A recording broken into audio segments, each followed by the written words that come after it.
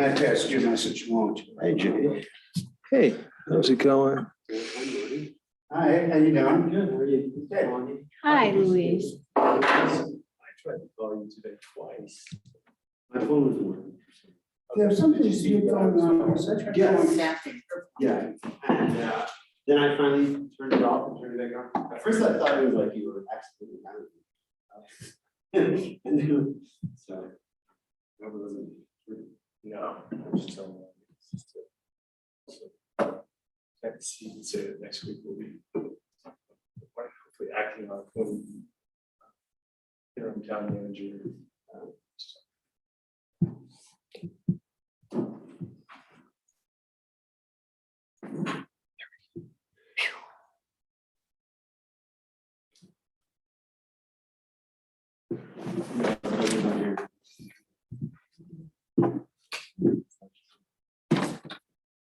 Oh, that's well, say the same thing. I think they'll have to turn on. The other side of the video.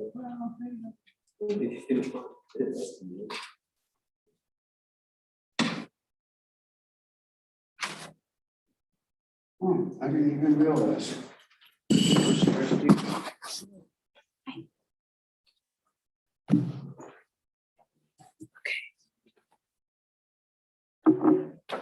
Hey, Luis.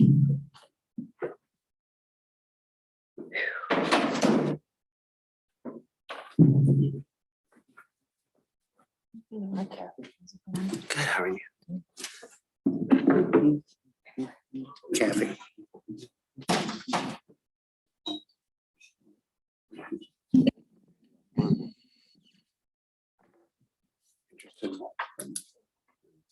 Good. Trustee or mayor or both? Trustee. Okay. Are you the only one who's up? Huh? Are you the only one who's up in April, or Heather and Erica up? I know. It's everybody who wasn't. Okay, so that's Ben, Lonnie, and myself were up last time. Right, so And Lonnie, you were the only people who were not. Okay, so Lonnie, Heather, Luis. me, Erica, and Louise. Mhm. Okay, Well, Dan, so no, you're not up, I don't. No, I was up last time. Yeah, so everybody but Lonnie and you Ben. and Ben. What do you think about that angle? I mean, it's all we got. but Marty's not in it, but I thought we had it a little better last time. that's Mike what he Dubs. said it. and it Welcome. looked Good, but long I has it think been? maybe he was, Do you have the? I don't think that. well, actually, I don't think yeah, we why can don't you join, pull up one more chair and just Change again. sit next to Kevin, because usually that's our town attorney. It doesn't matter for a work session. I think. Mike, it really doesn't matter if you, if, I'll sit next to Lonnie. Yeah. If she doesn't mind. Just TV set and not on Zoom. smack you then. Sit there at your own risk. You can change it, but now I'm gonna have to change it every time again. I bet. I'm gonna move your shit out of my way. I'd Be happy to move my stuff. I mean, I can do it, but, We had it pretty good last time. well, he said it so that we would never have to set it again. Hey, Erica. And I think what he did is. Hi, he Erica. looked at it on- How was your trip? How was the river? He didn't look at it on It was Zoom. fantastic.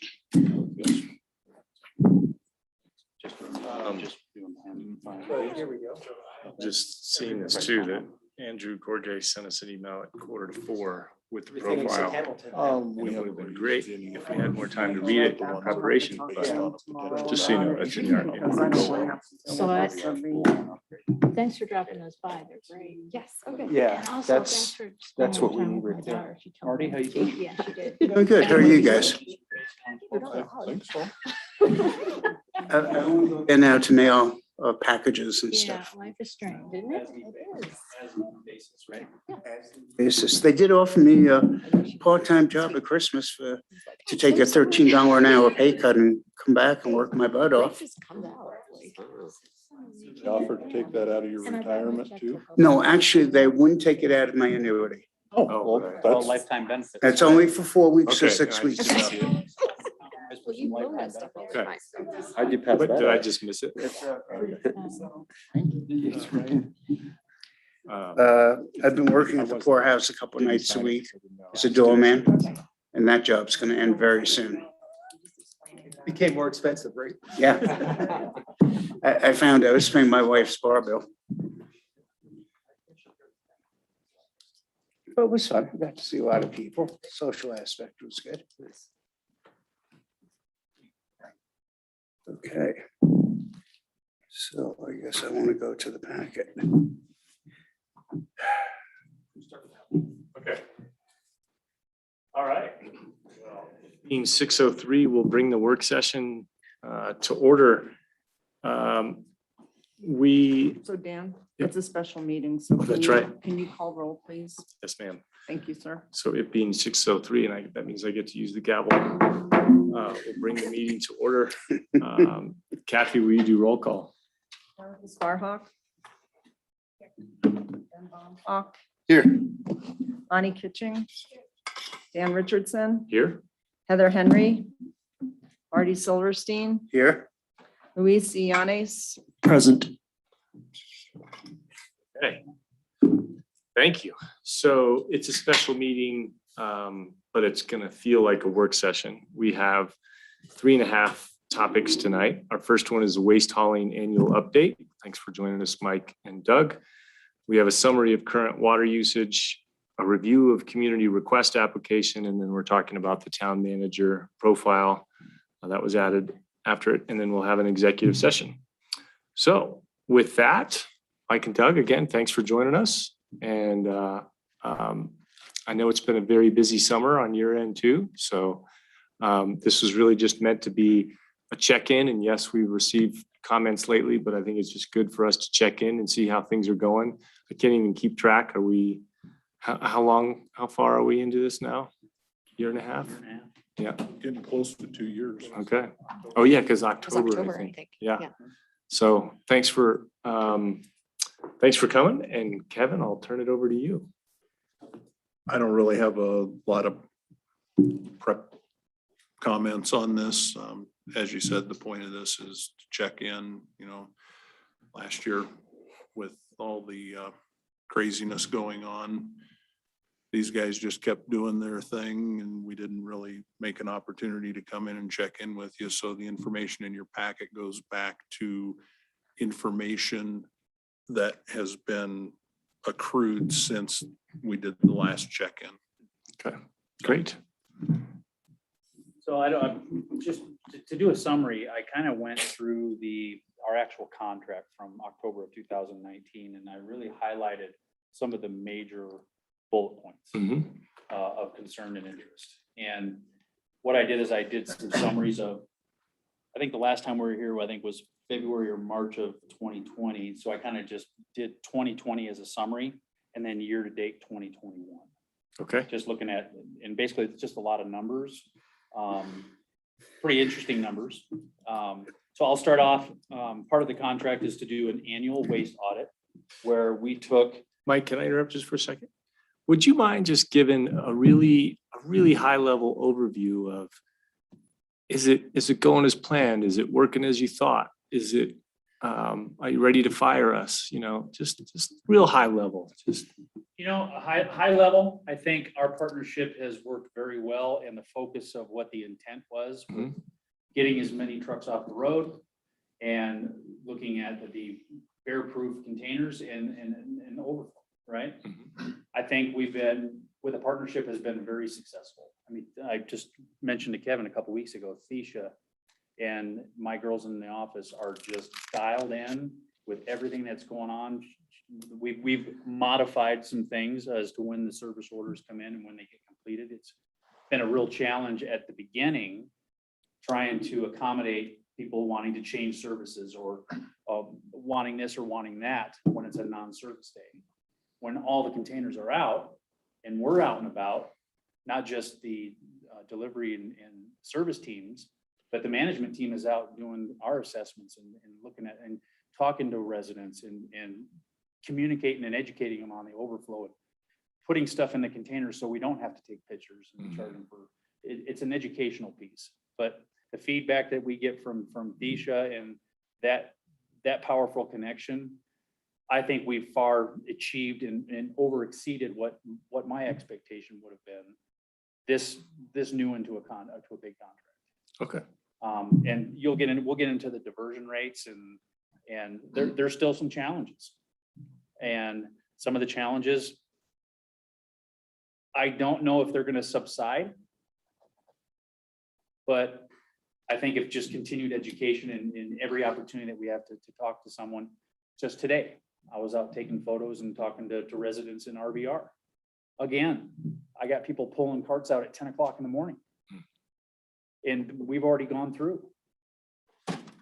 How do you educate that and instill that? It needs to be out by 7. Right. Now we're getting service orders to have to circle back around the neighborhoods we've already been in, which is contradicting the purpose of keeping as many trucks off the road as possible. They don't need to see our trash truck going through the neighborhood. So One quick, I think people are still empowered to be able to choose their container size. What I get when I man the green waste or other informational booths, they love the one that cut down on traffic. And if there is any issue, they know who to call. You know, and it's really basic ways that the residents get their arms around the services that are being provided. And the fact that they would know, and there haven't been any issues, but if there's ever an issue, they know exactly where it's coming from. Okay. that's a great point, Doug. A lot of the people that I get to communicate with out in the community is they don't know that they have a choice of a different container size, which tells me that they were disconnected at the beginning. They fell into the default, right? Well, I have so much recycling. Why are you taking pictures of my overage all the time? Well, you can get a 96. You can get 2 96s in a 32 trash. I didn't know that. Well, plug back in, right? So that's the educational piece where I've got boots on the ground has been very beneficial. And we're starting to really, we've seen a lot of exchange container sizes this year. I mean, this summer has been huge. Okay. Getting people in the right, basically based on the volume that the house is generating. Usually upsizing or downsizing? Downsizing trash, upsizing recycle. Okay. And adding compost, and I'll get into those numbers. That's Okay. another interesting Great. statistic. Okay. So is that kind of high level? What kind of work? Thanks and sorry. It's to interrupt exceeded you. my expectation. Great. Okay. Okay. So starting off, part of the contract is to do an annual waste audit. And how we determine what houses to collect, we kind of took the town as four quarters, right? We got perfect dividing lines. So we took X number of homes in each quarter, the same number or quantity of homes in each quadrant. And we did our collection. We took it to the landfill with the efforts of Picken County and our crew. We just laid it all out on tarps. And the results of that, and I don't know if you guys had a chance to look at it. I think we had sent it out. And I think we went over it the last one. so of that waste audit on that day, knowing our parameters and how we determine what was what to get a real good baseline, we collected almost 1,260 pounds of total material. Okay, of that material, 53% of it was actual trash. So 613. Now, everything came out of trash can. Yeah, it was just trash collected. So of almost, 1,150 pounds, only 613 pounds of it, 53% of it was actual trash. 8%, almost 9%, 102 pounds of it was recyclable materials. Items that could have been helped our diversion rate, right? This one's really interesting. 391 pounds was compostable material. Could have been repurposed, reused. It's 34%. And then 4% was textiles. So a waste study like that kind of tells you, do we want to have that better? Yeah. Do we want to get to 70, 80% trash? And the education is going to get people lined up with the recycling and the compost. I think we've seen a lot of change in that with the increase of recycle container sizes and the increase of the number of compost customers this year. And our plan is to do another one of those audits Different time of year. When it cools down a little bit, because right now it's really nasty to do a waste audit. Yeah. The bears are We've real been in bad. COVID situation where you really didn't want to be picking through anybody's trash. Mhm. So that's why nothing was done early in the year. No, we're not going through somebody's in the height of COVID. So, and now we're just waiting for it to cool off a little bit so that it can be done in a Right. not so erroneous or odorous manner. Gotcha. Well, and in different times of year will give you different volume Right. structures. As the beer drinking season ends, you might have less recyclables, right? You have increase of trash and just, we're gonna look at different times of year doing this study. I think it'll give us even a better baseline with what's going on. Yep. Any questions on the annual audit? Go ahead. Did you notice on the compostable, so that 34%, is that just a mix of yard waste and food waste? I guess I mostly catch the yard waste in our trash. I was the one. We have compost service. It was about 50-50 yard waste and Okay. food waste. So that's what I was wondering. Pizza boxes, Yeah. a little bit of water. It was early enough, a little bit of yard waste. Yeah. Okay. Yeah. Great question. Moving into the quarterly waste and service reports. This is where we really dive into how are we doing for you guys, for the residents, you know, customer complaints, misses, go backs, stuff like that. So looking at an overview in 2020, I just did a summary of the total numbers. In 2020, we collected 2,332 tons of material. 2,332 tons. It's a lot. Of all that material collected, 599 tons of that was diverted from the landfill. Put us at a diversion rate of 25.68%. State average was at 12%. More than doubled. Right. So how are we doing? Pretty darn good, right? When we first came out and did our report, we really didn't have the scaling, when we were getting scale tickets for our recyclables. So we have that figured out. And so these are not skeptical numbers, these are actual numbers. But So just moving to- into, Just to clarify that though, that's from your perspective, but given the, like, in terms of you holding it, but given all the contamination issues that we face now, it's probably not that good, right? Because some of what you guys take as recycling probably is contaminated because people. We have not done a single, so there is a provision that over 25%, we've not seen that. With households that we had to report, I don't believe a single one. Now, it may be that what, in a perfect world, you go through with your recycle first, and then he'll dump the recycling, he may throw a couple bags of trash back into the trash can. Okay. or he'll pull it out and leave it for the trash All right, guy. so we have not had a single instance where we reached back to the town with a photo and said, hey, this guy has been a habitual problem, let's deal with Okay. that. I haven't had one. All right. But Sorry to some of interrupt those we may be managing from the driver. There's a bag of something, takes the bag of something, throws it in the trash. you. All right. Spin off of that, a majority of last year being in the lifestyle we were in with COVID and stuff, I told them they were instructed not to be digging, rummaging through everything to see what's subsurface to determine if it's contaminated or not contaminated. Right. We actually had to pay some, I would say a little bit of contamination fees out of all the material collected in the valley, but we're at high risk anyway, above and beyond the normal resident or worker. You know, we're touching everybody's stuff. And I won't even get into it, but we got a lot of criticism of leaving stuff behind and not picking up toilet paper and tissues and paper towels and all that stuff that falls or that is not in the container. They didn't bag the cleaner. They're overflow. Okay. So we were at high risk and I'm not going to put them in harm's way because they all have families, you know? Okay. So year to date, 2021, we collected so far through July, 1,112 tons of total material. Of that, 310 tons of it was diverted from the landfill, 27.8%. So we gained two points. Okay, so that tells you that we're decreasing trash and increasing recycling. So looking at our total numbers, I mean, it's just a little bit less than half on total collected.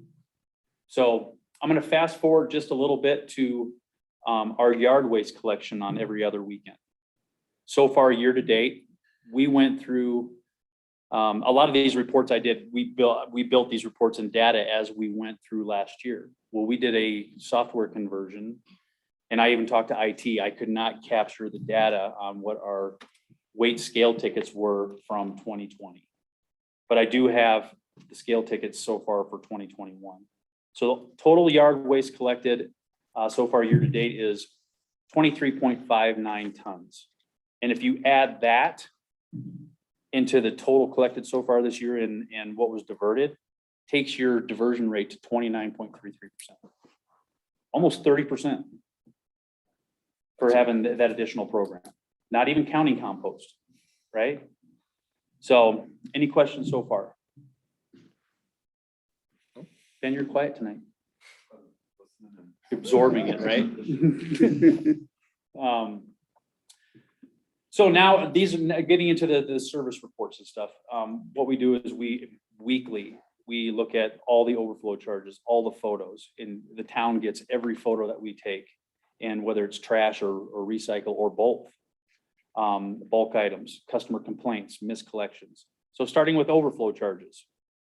In all of 2020, Not all of. We started- 2020, which went into effect April, we waited until RVR was adopted in April 2020 to the end of the year. Overflow charges were at 32,350. So far, year to date this year, January through July, 43,705. That was billed to the town, through the town to the resident. And I'm assuming it's a pass through. I really don't know. That's none of my business. Okay. But that's a big number. So moving on, customer complaints. In 2020, we saw 6 actual customer complaints. What were they? Customer probably complained that we didn't pick up some residual trash that fell on the ground, or they were in our neighborhood. I got a couple of calls from Kevin. What the hell is your driver doing in a residential neighbor at 6:55?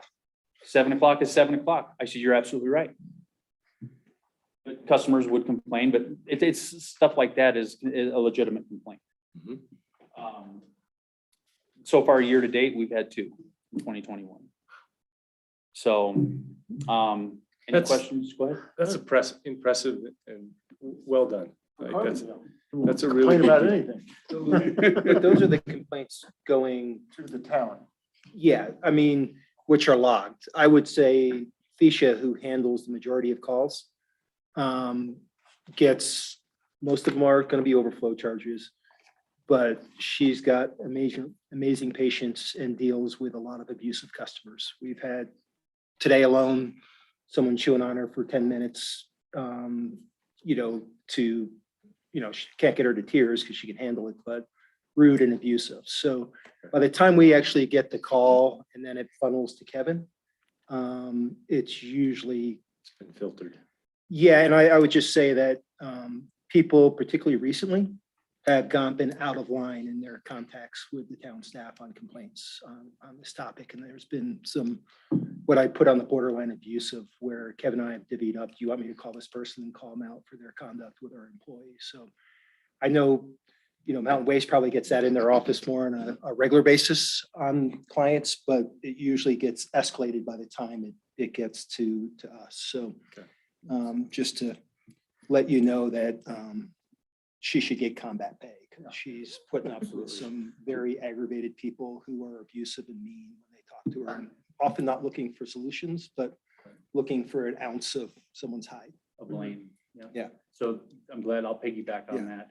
This year is an absolute different year than any other year that we've seen. Usually it's, you can get them down a level and be able to talk to them and be reasonable. Hey, what can we do for you? Well, how can we help you?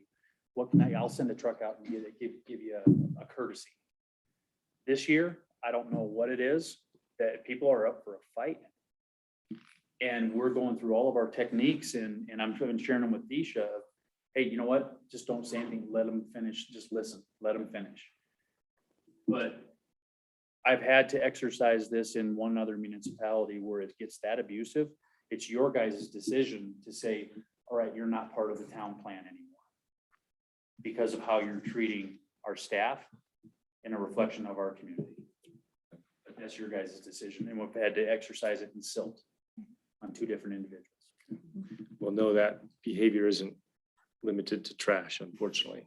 It's bad. I mean, people are looking for a fight, and I don't know what it is. So, and I commend Tisha as often as I possibly can. She's she takes a lot of punches. Yeah. Dan, I just want to stop there for just a second. And Jay, so what are people that upset about generally? It can be anything from putting their trash can out late and then demanding that's kind of a common one, demanding that it get picked up. Because the truck came maybe 10 minutes earlier than it did in a previous week or something, or it's our fault that they weren't out at 7. Overflow charges. Sometimes that can even be rental units between, landlord and tenants are kind of common. And are they, because we'll talk about the overflow, I have a feeling in more depth, but I just want to focus in on what people are so fired up about and whether that's any indication that there's anything that we could change to reduce that level of intensity. I can see that if they put their can out late, we can't do anything about it. With the overflows, and generally that they're mad about the charge, they didn't know about the charge, they don't think it's a fair charge, like, or just the whole range. I'll let Kevin respond to that. I know we 'cause- can, and we can hold that if we're gonna talk about that separately. Like, Absolutely. we've gotten a few emails from one person, but he's, got a lot of detail. And I think that deserves a conversation. So if we're gonna get to that later, that's fine. I just wanted to hone in on kind of the complaints and how many people are that fired up about it. In general, and maybe we can get into the details more toward the end of the conversation. But in general, I probably get maybe 10 people escalated through Tisha to me a month related to overflow charges. And if I had to predict why they were upset, I think, without getting too psychological, I think they're mad at themselves and projecting that on us. What's the specific thing? Is there a trend that it's that they say this isn't a fair charge, or they didn't know, or they like, what are they saying? We have, it's a range. All over the place. Okay, that's It's- fine. Okay. But if it's borderline, Kevin called, hey, take a look at this photo. Let's talk about this. You know what? It's borderline. Waive it. Okay. And we have done that. A lot. A fair amount. A fair Yeah. amount, not, And Tisha will say, hey, these people are brand new. They just moved in. They didn't understand. And I educated them. Can we do a one-time waive? Absolutely. We dealt with one today. And don't you also, because I noticed just in the area where I live, there are some repeat offenders. And the area, amount. where I live. And there are some people that every week it's overflowing. And there is cardboard stacked between the recycle and the trash. Bags on top. And bags on top, and it isn't like, okay, they got something from Amazon and they have one cardboard box. They don't take the trouble to break it up. They don't bring it to the town cardboard recycle. They just put it out there. And some of them, if it's a one-time thing, okay. I'm sure at Christmas time, people have a lot more trash right after Christmas. And there was a 2-week period. We didn't even go out. That was part of our gift to all the municipalities is we don't take photos and charge for overflow. There were 2 weeks after Christmas. Right, because if we half fill our container, that's about it most of the time. Week after Christmas, if it isn't overflowing, it's pretty darn close. And it's everyone else also. But, we see the repeat offenders. I don't know if you see in your neighborhood. I know I see it in mine. Week in and week out, You can probably recite the addresses. And my kind of thought process and philosophy on that is they see that overflow charge on their utility bill. And they've seen it more than once, and their willingness to pay is acceptance of, I understand what this is about. And all of a sudden, it's now, months later, it's a big red flag.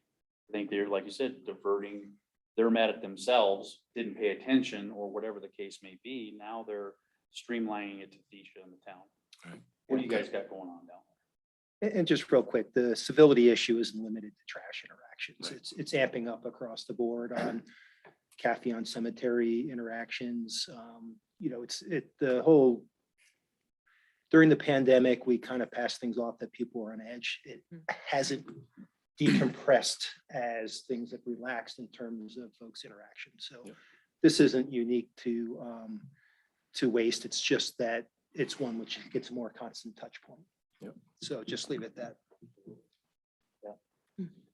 I guess we'll come back. It sounds like Yeah, we'll come let's back keep to that. going. We only have 45 minutes for this topic, so. Okay. So then we're gonna go from customer complaints to miscollection. So all these numbers that I'm giving you are actual service orders that I received from the town. This is an action that needs to be done.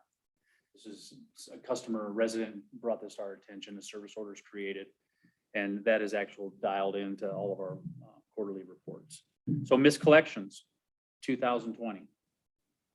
We had a total of 202 misses for the whole entire year.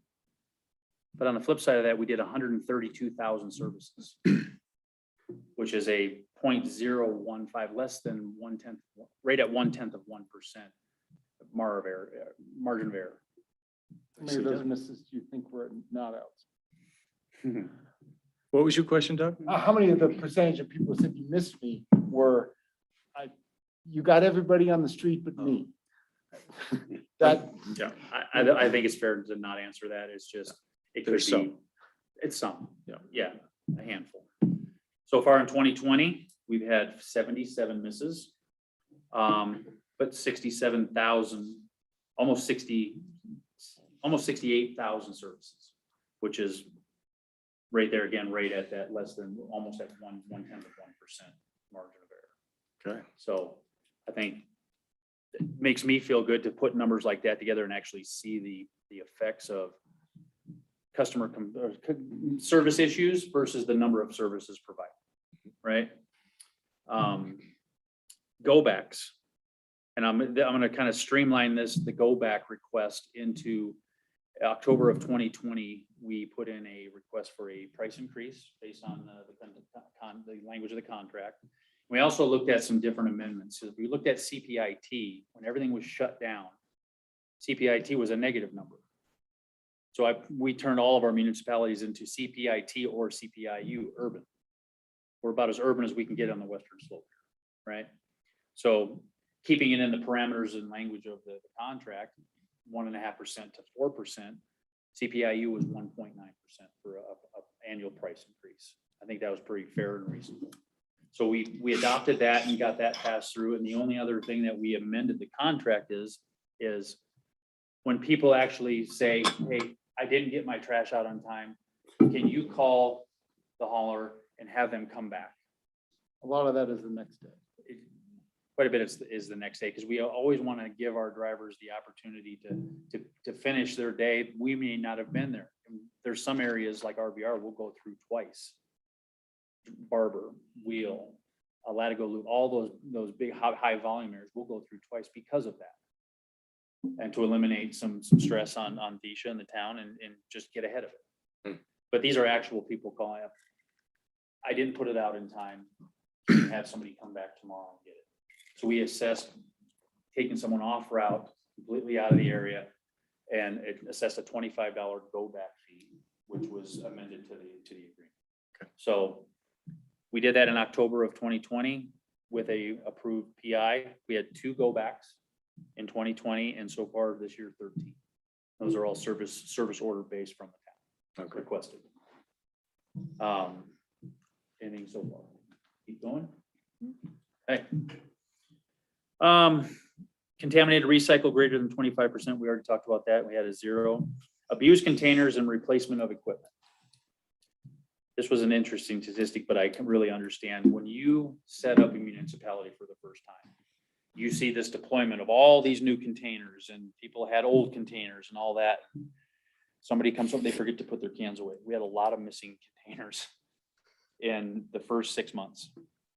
It was Cleveland and Latigo and Wheel and Barber and luckily when we did our deployment, we serialized everything with, you know, the barcodes. So we were able to find some of them and retracted them, got them to the rightful owner, but some of them we didn't. So abused containers or replacement of equipment. We had 24 issues in 2020 and only 6 so far this year. Okay. We actually was 5, it went to 6. I got a service order earlier today from Thesha that somebody's recycled container went missing. So haven't resolved that one yet, but I just added it in.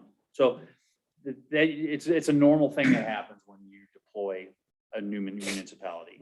Oh, fresh new cans, I need one. Mine stinks, right? Accidents and incidents, had 0.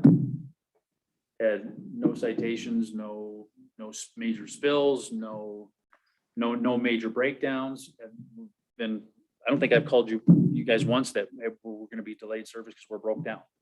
That's why we have that many trucks. And we talked about the yard waste collection. Doug, do you want to tap in on how you think that's going with the booth that you have set up and So we the do that every other education? week. Initially, when we had talked about yard waste, we were talking, the envision was, because we were downsizing these containers, it would be a place for people to drop off their grass clippings.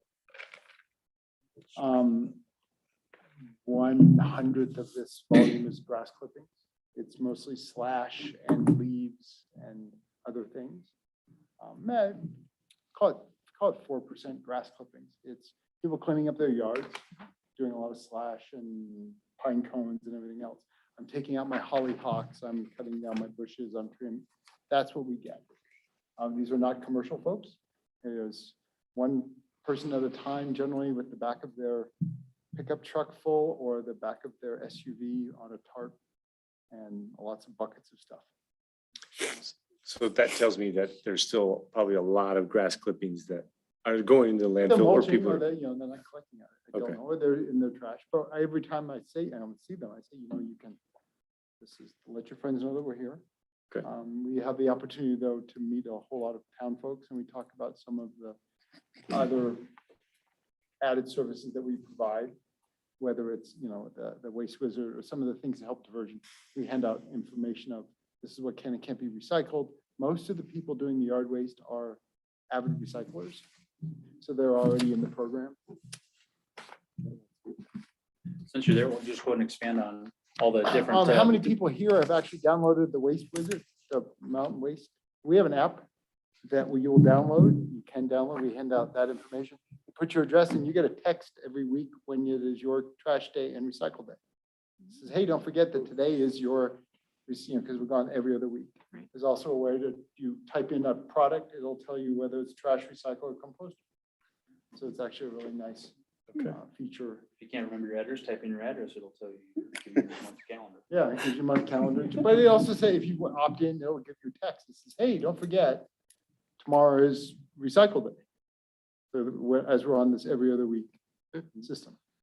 And the super savers, they get trash every other week pickup Correct. anyway, right? So, Yes. cool. So with the So wide that could be range. helpful.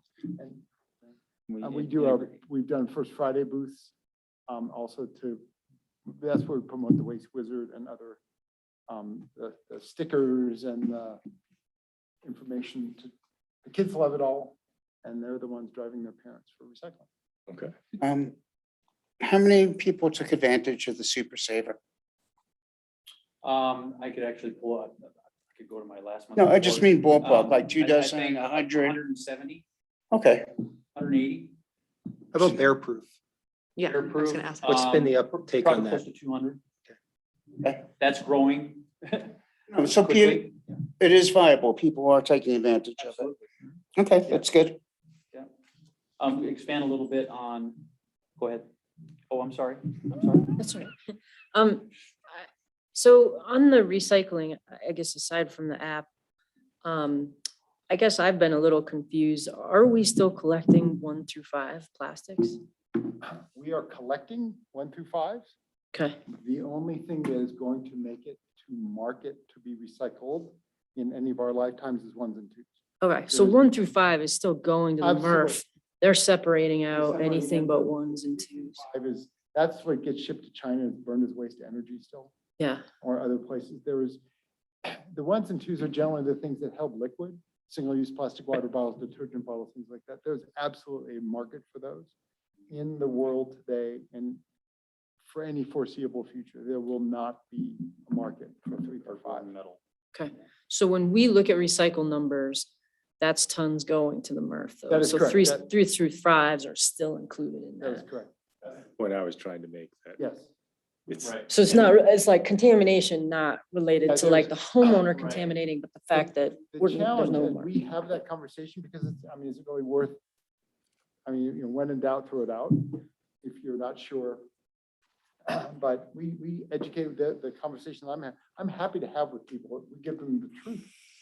You know, in this economy and world, there is not going to be a market for the 3, 4, and 5 in any foreseeable future. And it's up to you to choose the bin, but we'll manage the recycling. Do our MRFs have numbers as to what's leaving their facility and going back to the landfill? To the end user, Uh-huh. once it's source separated. Sure. Yeah, we could get that, yeah. Not necessarily related to Carbondale, but just like seeing some of their percentages, you know? Right.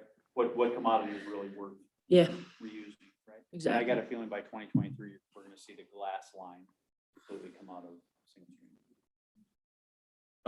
we just have a few minutes left. I know you want to talk about overflow. I mean, we all want to talk about overflow. Should we go there now? Seems like it, unless there's any other big topics. Okay. Mike, anything big you want to? One last bullet point. October 2019, we had 23 compost customers.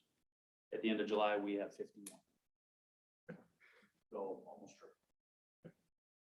So that's, those are positive things of looking at diversion and trying to pull material out of the stream, you know, Mhm.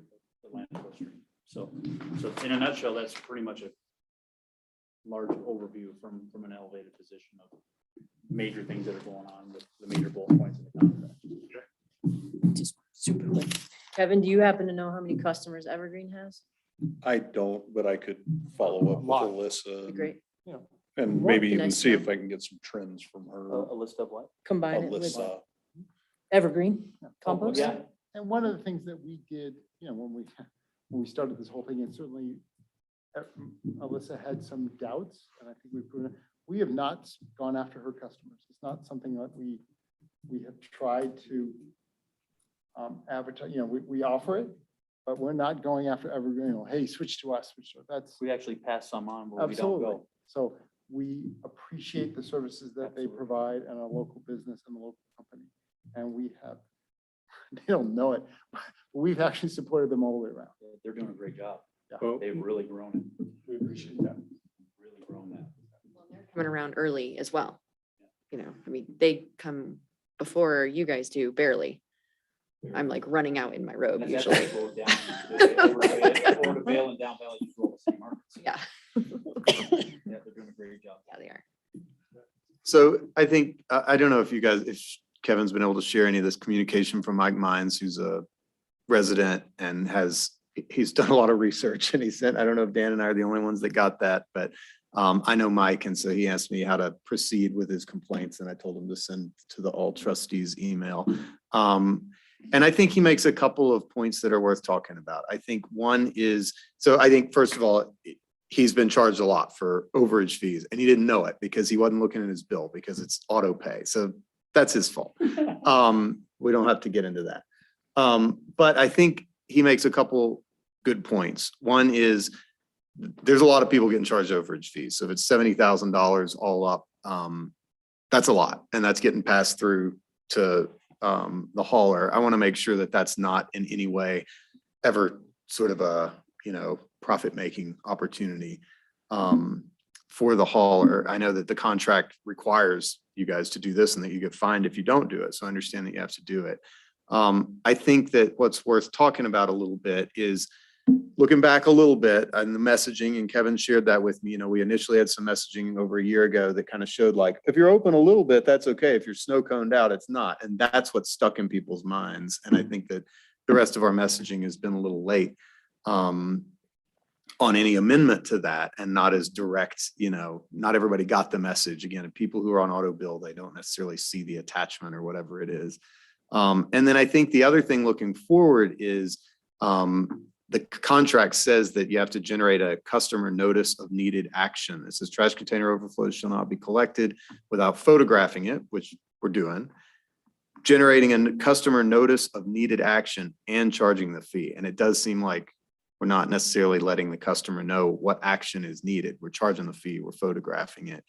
And then the other one, I thought he pointed out well, says utilize tags to provide notice of needed actions, e.g. to alert customers to overflowing trash, contamination, late set outs, all these things. So I think that going forward, this kind of snafu where I think like the repeat, Mike lives in your neighborhood, and he pointed that out. He said, I don't think people know that they're getting charged for this week after week after week. And I would guess that a lot of these charges are from the same small group who's just not checking their bills. So they should check their bill. But I think we could do a much better job going forward of, you know, he points out like if you're getting a bear warning or a bear fine, you get a big orange sticker on your can. The only way he realized somebody that he was in violation was because he saw the person out there taking the photo. It seems like when they're taking the photo, they could put a tag on there, and that would take care of it going forward. So that's what I would suggest. I'm curious in terms of just overall number, because 70,000 sounds like a lot, but if you look at the number of actual pickups in a year, I mean, what's the percentage of people? We're averaging about 65 to 90 overflow charges weekly. I looked at that, Luis, and I took a look basically for 1 month and took the total that was charged. And it was really rudimentary because I just divided that by 25 to see how many $25 charges would that be. And then compared that to the number of services that were done that month. And it's less than 3%. Yeah, I mean, to me, it's a minority. I mean, it sounds like a big number, but I get it. And it's a vocal minority. Yeah. Well, okay. This gets back to our whole thing with communications, which we did last week. We need to do a better job communicating, obviously.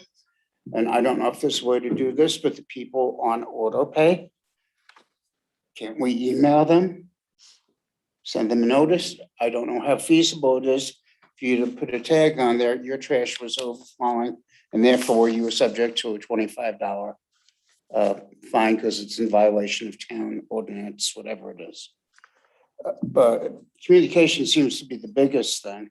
And some people you put on auto pay and you don't take a look and see how much is taken out. Believe it or not, I usually use checks, but I do have some things on auto pay. I also still look at them. I mean, and I'm just gonna say it. but that's okay. You don't look at it for like 3 months. And so, but I think we do have a responsibility to communicate things Oh, better. definitely. Because I do feel like if somebody's out there taking a photo, even a blue sticky note on it that just says, hey, you got charged today. Here's the overages, call us if you have questions or whatever. Because I don't feel like our communication has been super clear. Because you're not at everybody's trash. I appreciate that you guys say you're talking to people and you're out there, but you're not at every trash can. But it's been 97% clear. Right. Or people don't generate that much garbage. There's a cost and burden to add stickers, to send emails, to include pictures in that. And if we were grossly negligent, then that's a different story. Or if we could stop 10%, that's one thing, but 90% of the people are getting it. Well, what about the fact that the contract stipulates Yeah. overflow charges shall not be collected without photographing and generating a customer notice? And then 2 paragraphs down, it says the hauler must utilize tags to provide notice of needed actions. I mean, I think, and even this thing of like the cardboard next to it, I mean, I wasn't aware of that because that is a longstanding practice until this new thing came out, the little card. And we've set cardboard out plenty of times and maybe we've been charged for that. Like, I think there's been a shift from the way we were charging overflow charges a year ago to the way we're charging them now. And I think I think our goal again is to reduce the number of people paying the fee, right? To Absolutely. get people to Right put side. things in the right place. So it just seems like it's not a big ask to say, just do what it says in the contract. I'm not asking for anything else. I mean, I don't see how we can not hold them to the contract. Yeah, I guess, go ahead, Mike. So I'm not gonna dispute, I'm gonna rebuttal. We created a flyer, a very crystal clear flyer that says acceptable, with it shows pictures of the container of the overflow, acceptable, not acceptable. And we communicated and was very clear on, if it's like this, there's no charge, no photo. If it's like this, there will be a $25 assessment to your utility bill. And it was sent out to every single customer via mail. And I know for a Or fact, email. every Tuesday that I'm out there, I have orange stickers and yellow stickers. Yellow stickers are for the recycle. The orange or red stickers are for trash. And on all the photos, you'll see left sticker. And I leave stickers and mark the box, and I'll bring down samples so you can see what I put out there. And oftentimes I'll come back through, I don't see the sticker anymore. I look at the lid, sticker's torn off because it's a low adhesive. Sticker is torn off, crumpled up, and put in the top of the trash can. I put out 500 stickers since we started in October. Mike's the one actually taking the pictures. So that's news to me because this is the only complaint we've gotten and he's saying he had no sticker, no flyer, no nothing. So you're saying that's wrong. I would say, is it a potential that somebody could have been missed? A handful could have been missed? Yes. I mean, the one time I got charged, I didn't get a sticker or anything. So that's my only little experience with it. I got the original flyer that then was changed, right, with the snow cones. And then I wasn't aware of the change I'm all about until recently. additional education. And I'm out putting stickers out. We've done the flyers. I mean, showing them very crystal clear pictures of acceptable and not acceptable. And the not acceptable is where the lid is more than 45 degrees in the air and it's blown out. So just to, Well, just quickly, it doesn't seem to me that the $25 you're collecting for the overage charge is justifying his time, that they're making money on his going out to patrol the areas and take pictures and put flyers out there. I mean, I don't think that's a money-making proposition. I don't think we're doing that to try to make money.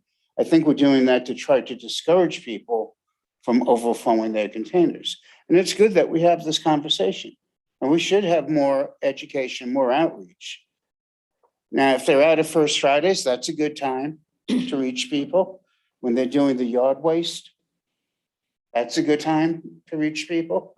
But for someone to get overflow containers for 5, 10 times and not be aware of it and say they never knew, I'm not saying that they didn't know. I'm just saying you can only do so much outreach. I'm going to try and wrap us up. Can I ask Kevin and then Heather. all I was gonna say is, while we have changed the messaging to the latest flyer, which is, in my mind, more clear and more easy for people to understand, we have not changed the philosophy. If you look through the photos every week, you're not gonna see pictures of cans like this for the most part. What we were trying to do is make it more clear for folks, because it was obvious to me as I would talk to people, we were getting into debates because we always send them their picture as well. This is the picture that was taken at your location.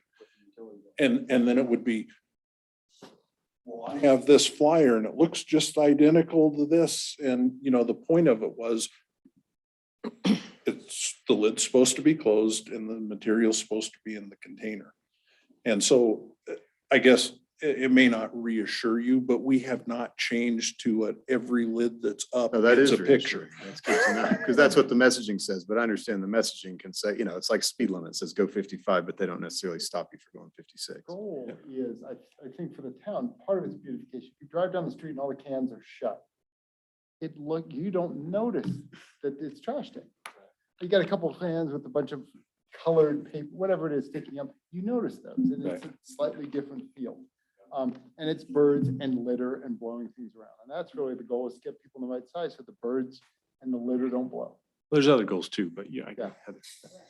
Just so I'm clear, based on the contract, a customer, not the outreach part with the flyer. I think that's different. Per the contract, there's a violation. I take a picture. Customer should be notified of needed action. So tell me about that process then. You're saying you drive around every Tuesday and take all the pictures of any overflowing can and tag them. And I tag them. A lot of them are repeat offenders, where part of the orange sticker is torn off of, you probably see them driving around where there's part of an orange sticker sticking on there. Well, that I had originally put something there. So I take the photo, and on the photo, it's a picture of it's a dry erase board showing today's date and their address with some type of scenery, car backdrop with the overflow, right? Do that every Tuesday. You drive town before 7 a.m. and then Well, you, sometimes two, or you and somebody else splits. okay, and then you generate the list for violations. And then I submit that with. So driver doesn't do it, they just collect, No. they don't. No, Okay.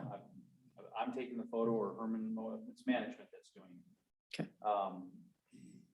And we'll take the photo, and those photos are generated on a weekly basis, summarized and sent to the town.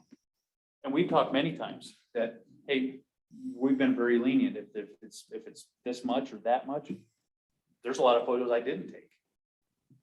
And educating the customer has been really viable and important, that I don't want to take a picture. Let's tear up your boxes and put it inside. What does the tag say? It's basically, it's a service tag. It basically says a service notification, and there's all kinds of different boxes, overflow, contaminated. And then on the recycling side, we don't accept this. It's styrofoam. I mean, I'll bring samples in so you guys can see them, or I'll email you a copy. Okay. So, I mean, it sounds like it's happening, and if some are missed, we know who to go to. Yeah. If someone's if like, all that's I didn't get happening, tagged I'm for happy. like I mean, 10 if- times, we can say, hey, this Yeah. person's gotten overages. They are saying they haven't gotten tagged. Like, I guess there's a way to track back to the photo and then tag. And then every overflow photo is sent with their utility bill to the person, that address. No, Yeah, I that's, didn't think correct. that. that's not That accurate. doesn't happen.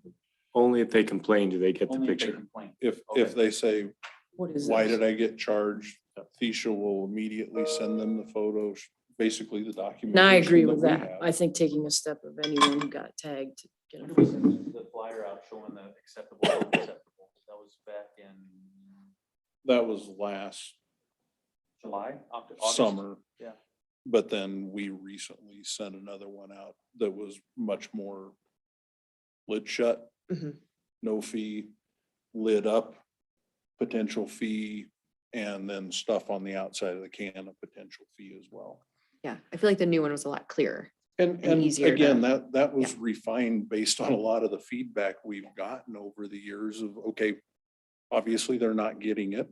Better So how do we change that messaging? Yeah. And believe it or not, we started looking at that messaging, and this is probably gonna sound terrible, but I wanted to do some research around the first of the year. And I was collecting data and looking, because what I wanted to do was say, is this a townwide problem or is it isolated to certain areas? Because in my mind, a townwide problem ends up with what everybody got in the mail, which it turned out to be. It wasn't just isolated here or isolated here, it's all over. Mhm. But if it was just isolated to one area, then we would have changed it, had a different targeted approach for those areas. Mike, do you take the pictures after you tag the can? I take the photo, and it's a lot of times I'm hoping someone will come out. I see people looking out the window, and they'll come out and I see you walking around RVR all the time, and I try to engage as many as I can just to educate them. Because that's the last thing I want to do is take a photo, but they're very, very intuitive on, can I help you? Why are you taking pictures of my trash?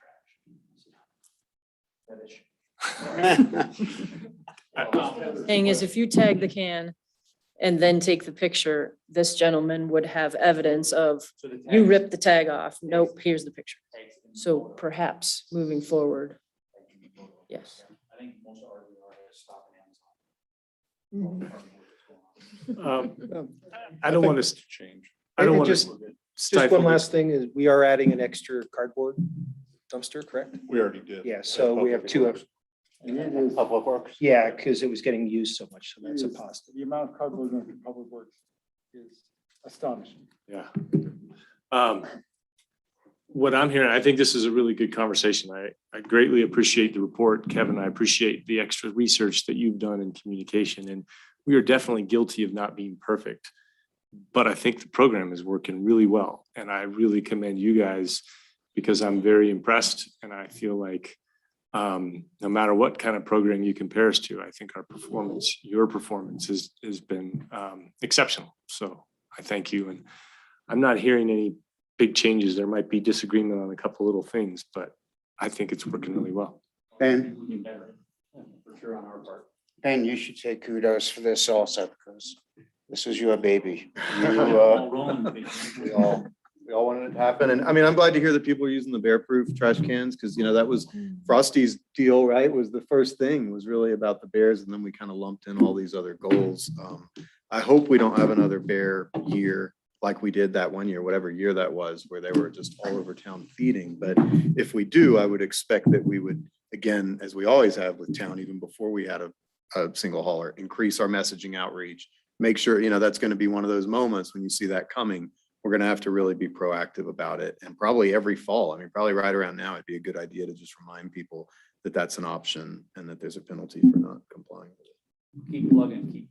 Eventually, the different streams that we try to educate them with is going to hit them. It's going to get to them eventually, but that's not giving up. Constantly just keep trying. Last thought, Jay, I'd love it if you do this, but I think it would be great if we all just show our appreciation to Thisha, because I'm sure she's catching, we know she's catching a lot of heat and she's making it work. So thank you guys for coming. Thank you guys for your time. Appreciate it. Thank you. We're already behind, and Kevin, you don't get to go anywhere. He's got 3 of the 4 agenda items. Summary of current water usage.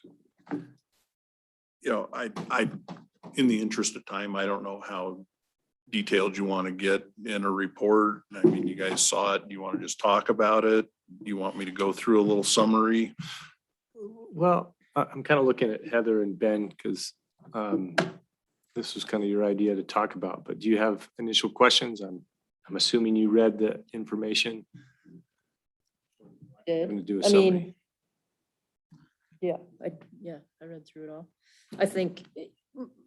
I guess my greatest observation was when restrictions go in place, we lower our water use. And mainly you look at the 2018, 2019 year, right?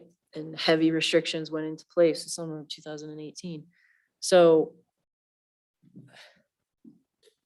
if we want to actually make any, strides in our water use, this says we don't have to, right? We have redundancy in our systems and we have a lot of access to the ditch water and things like that. What's your, if you had a magic wand and we could achieve something, what's your goal? Well, that's hard to say because I don't know how we perform against, other cities, right? Like if you took a per capita potable water use of a Carbondale resident and compared it to a Cortez resident, how are we doing? My guess is they're a lot lower. Maybe because they have to be. And then same, if you took an outdoor water use, right, per capita, or that one, say, per household of a Carbondale home and compared it to a Cortez or someone like that. And so it's kind of like if we wanted to make strides in in how we used water, we definitely could. It's like not this, it doesn't seem, because we have access to water, we don't feel driven to do that until such times as when we don't have access to water, i.e. 2018, right? And then you can see how we are more judicious in how we use water. I know this, like, I don't want to sound, but so your goal is for us to take less water out of the river and aquifers. Is that your goal? Sure, right? Shouldn't that be? Yeah, everyone's goal? but I think it's important to just hone in on that. And because how we go about that might be different. And so I just want to start the conversation by saying, just clarifying that that's the Yeah. goal.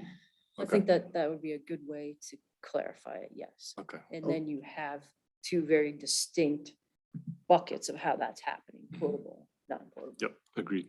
And I think, Kevin tried to point out that when you look at our potable water use, it's quite low because we don't see the irrigation side of things at the same level with 60 or 70% of the town having the ditch water. So our numbers are skewed. And even if you compare it to Cortez, our in-house water use is going to be a lot less if you took the entire municipality in, because we irrigate so much less open space than what Cortez does with ditch.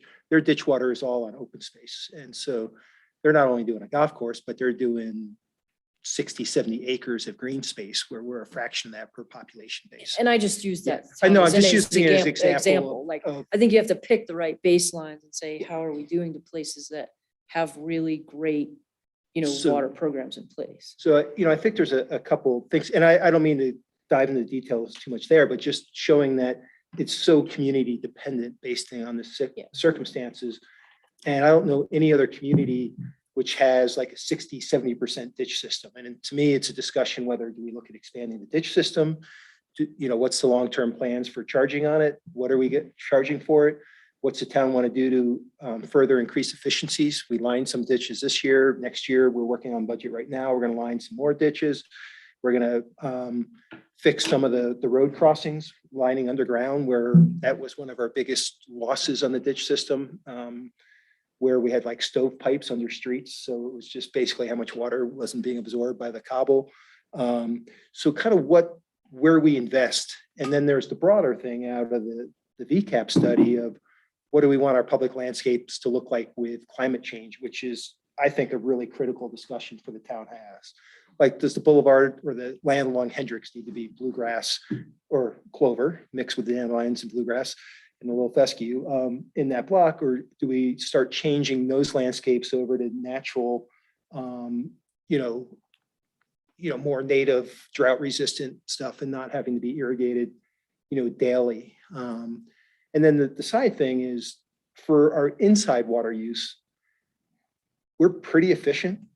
And we don't really want to cut that back more. And that's what we tried to, and this might seem strange, but we're going to then have to dilute it as it enters our wastewater plant, because, if our biosolids get any leaner, concentrated, we're going to be, 2 to 10 million plus of improvements because we're conserving water. So there's a fine line of what's the best setup, and we're about as, from my understanding, Kevin's the engineer on this, but we're about as lean as we can get on what we're putting into the wastewater plant without having to add more fluids to it. Well, that's a good thing to understand, I guess. And it would say, hey, if we had any priorities, they would be pretty well shifted to non-potable. It'd be, how are we using our irrigation water? And Jay, I don't think I've ever heard that statistic. Did you just say that we'll call it 60% of our yards have access to the ditch? I think that's roughly what we Okay. figured. Now, remember that includes RVR, which runs over the subdivision over by Hendricks, which have their own domestic raw water systems. Okay. And, years ago, 20 years ago or so, the town looked at taking the old water tank up on White Hill and doing a complete raw water irrigation system through town. Silt's got that, I believe, right now. And they ran the dollars and just said it's too expensive, and the maintenance costs wouldn't be there. But SGM did a pretty detailed analysis of that. So the town made a conscientious decision to stick with the open ditch system and just let individual subdivisions or HOAs run their own raw water irrigation.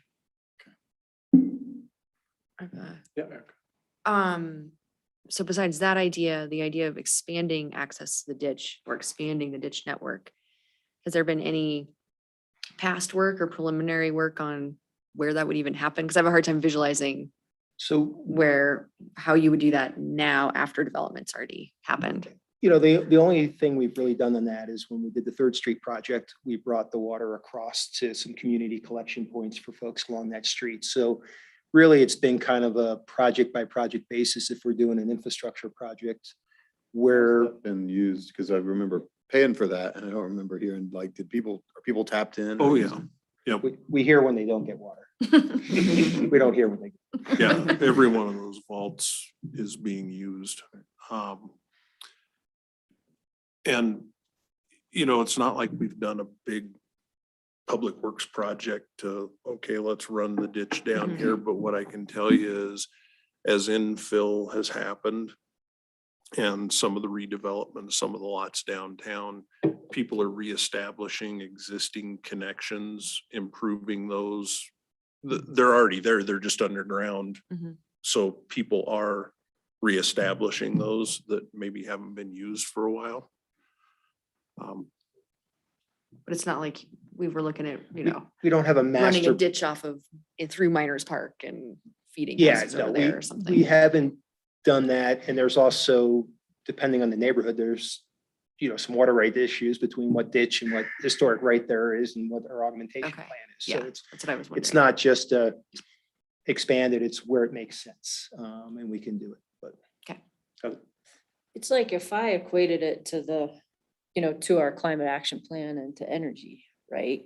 You kind of have the supply side and what are the strides you can make there, and then you have the demand side. And for our cap, one of the first things we did was we looked at ourselves. What are our existing town operations, and how can we change those?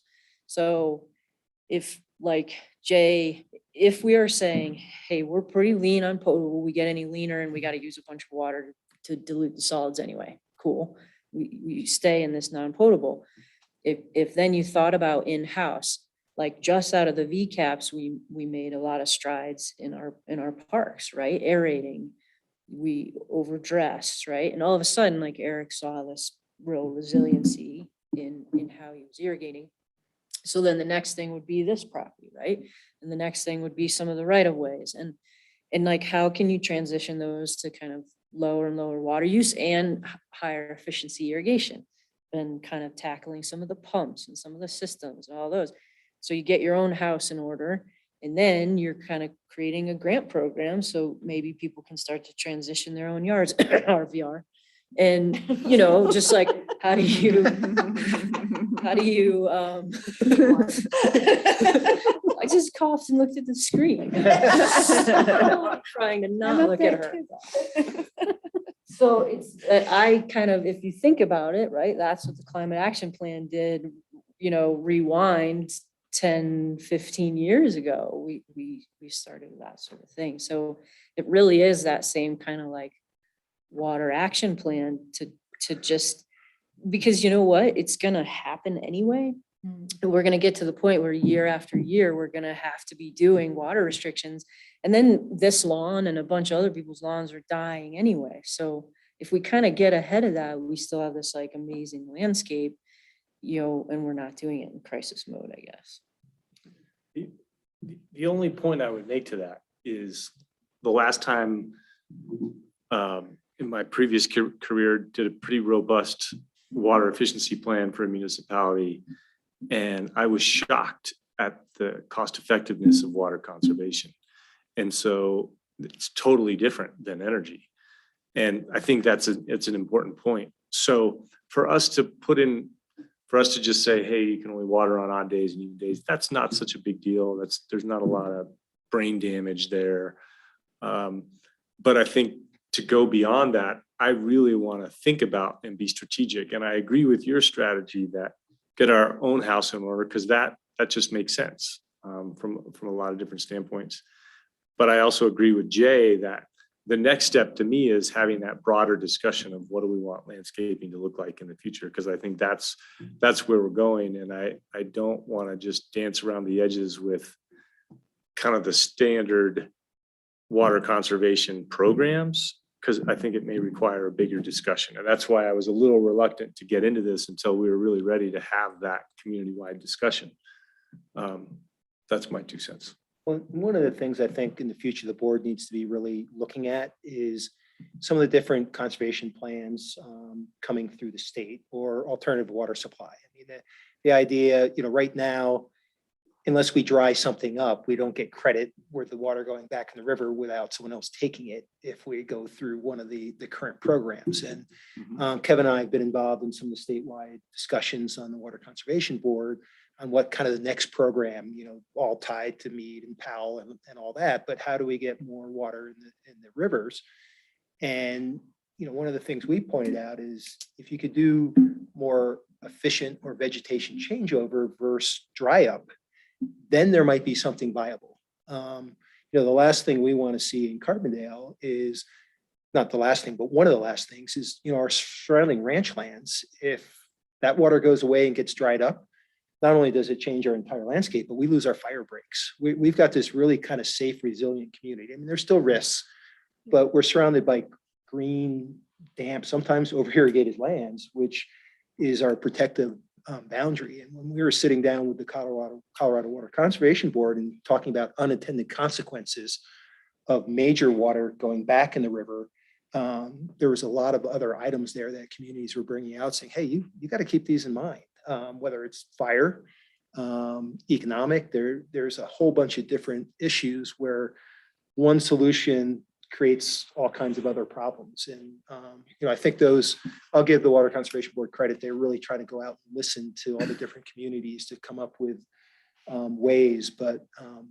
we're pretty unique in our setup versus, we're sitting talking to other mountain towns where the, beetle killed forests come right down to the edge of town and there's no fire break. And they're like, hey, whole different issue. Well, Jay, there's an important thing that I didn't even think about till you said this, but I think it's really important that we are lucky that we have that open space. We are at risk because that isn't under conservation easement in a lot of those lands. And if there aren't cows on that land, there's probably going to be houses down the road, or maybe not. But maybe that's alarmist, but I want to point that out, that I think it's really important that those lands have access to water.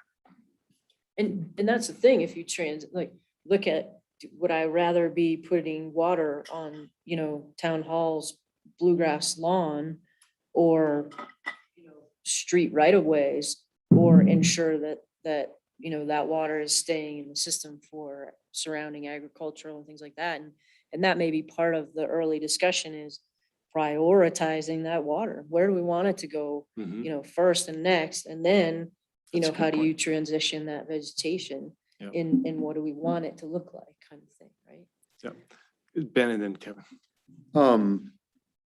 As far as sort of what our goals were, and Heather and I have talked about this a little bit and kind of drafted up a few bullet points. I agree with everything that she said. And I'd say the other thing is, since we've all been on this board, we've made some significant investments in supply, right? And in redundancy and new wells and all these things. And so it's not that there's not a cost, like you said, that there's a high cost potentially to water conservation, but there's also a high cost to maintaining access to the amount of water that we're using now or growing the supply to meet future demands. And so every time that we approve one of those, I'm like, this is great because we are resilient. We do have redundancy. And I think we're in a great spot to adapt to climate change and lower water supplies. But it just feels like that's been our whole focus. And so that was, I think, part of the initiation of this discussion. And, we hear from community members who, kind of say, we're a very efficient town. We use our resources really wisely.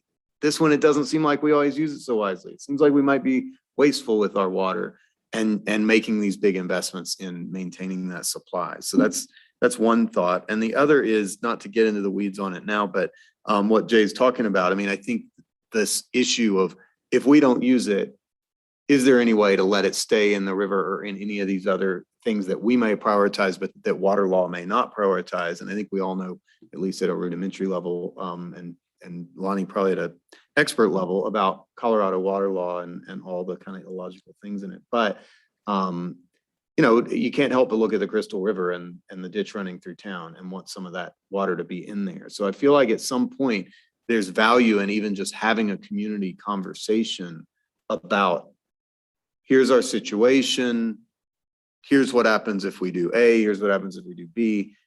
Is there any way for us to be more efficient in our water use and leave some in the river? I think that's a question that's worth answering and really discussing. But it's great to hear that our indoor water use is very efficient and shouldn't really get more efficient. So like Heather said, we can kind of set that aside, but that 30% of treated water that we're producing that is for outdoor use or whatever it is. I mean, my house is on treated water for outdoor use.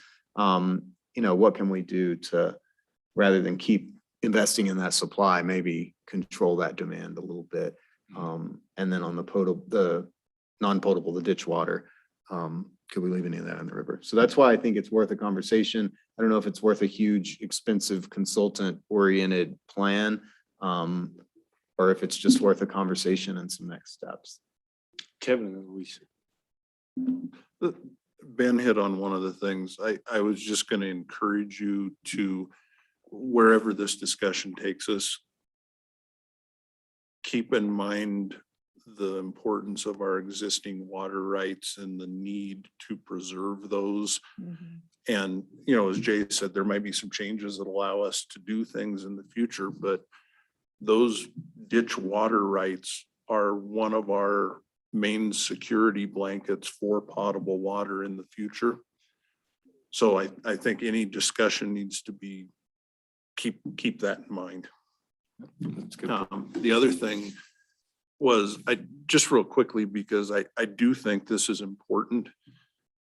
You know, I made some distinctions in the memo with production versus return flows from the wastewater treatment plant.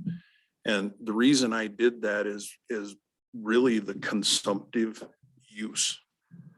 You know, and when I say consumptive use, I don't mean people consuming it. I mean it being taken out of the system that it originated in and never going back to it. You think of a lot of the water that's pumped out of aquifers, some of it that's gone through Trans Mountain diversions, that's 100% consumptive to the system it came from. Ours isn't. You know, we do take it out in different spots, but it does go back in at the wastewater plant to a pretty high degree that I outlined in the memo, and we don't need to go through, but Yeah. Luis, thank you, Kevin. Yeah, thank you so much. I think this is so useful, and to Ben and Eric, I mean, Heather's point, the fact that this goes through just this summer, I'm really curious to see where this is in a year or two, once we have all these new residential units coming online and how that use increases, because I think it's good that we're not consumptive to a degree that's beyond what the average is. But like I said, I think it's worth that discussion going as we see more residential units come online in town. So. Thank you, Luis. Heather, I think your point about,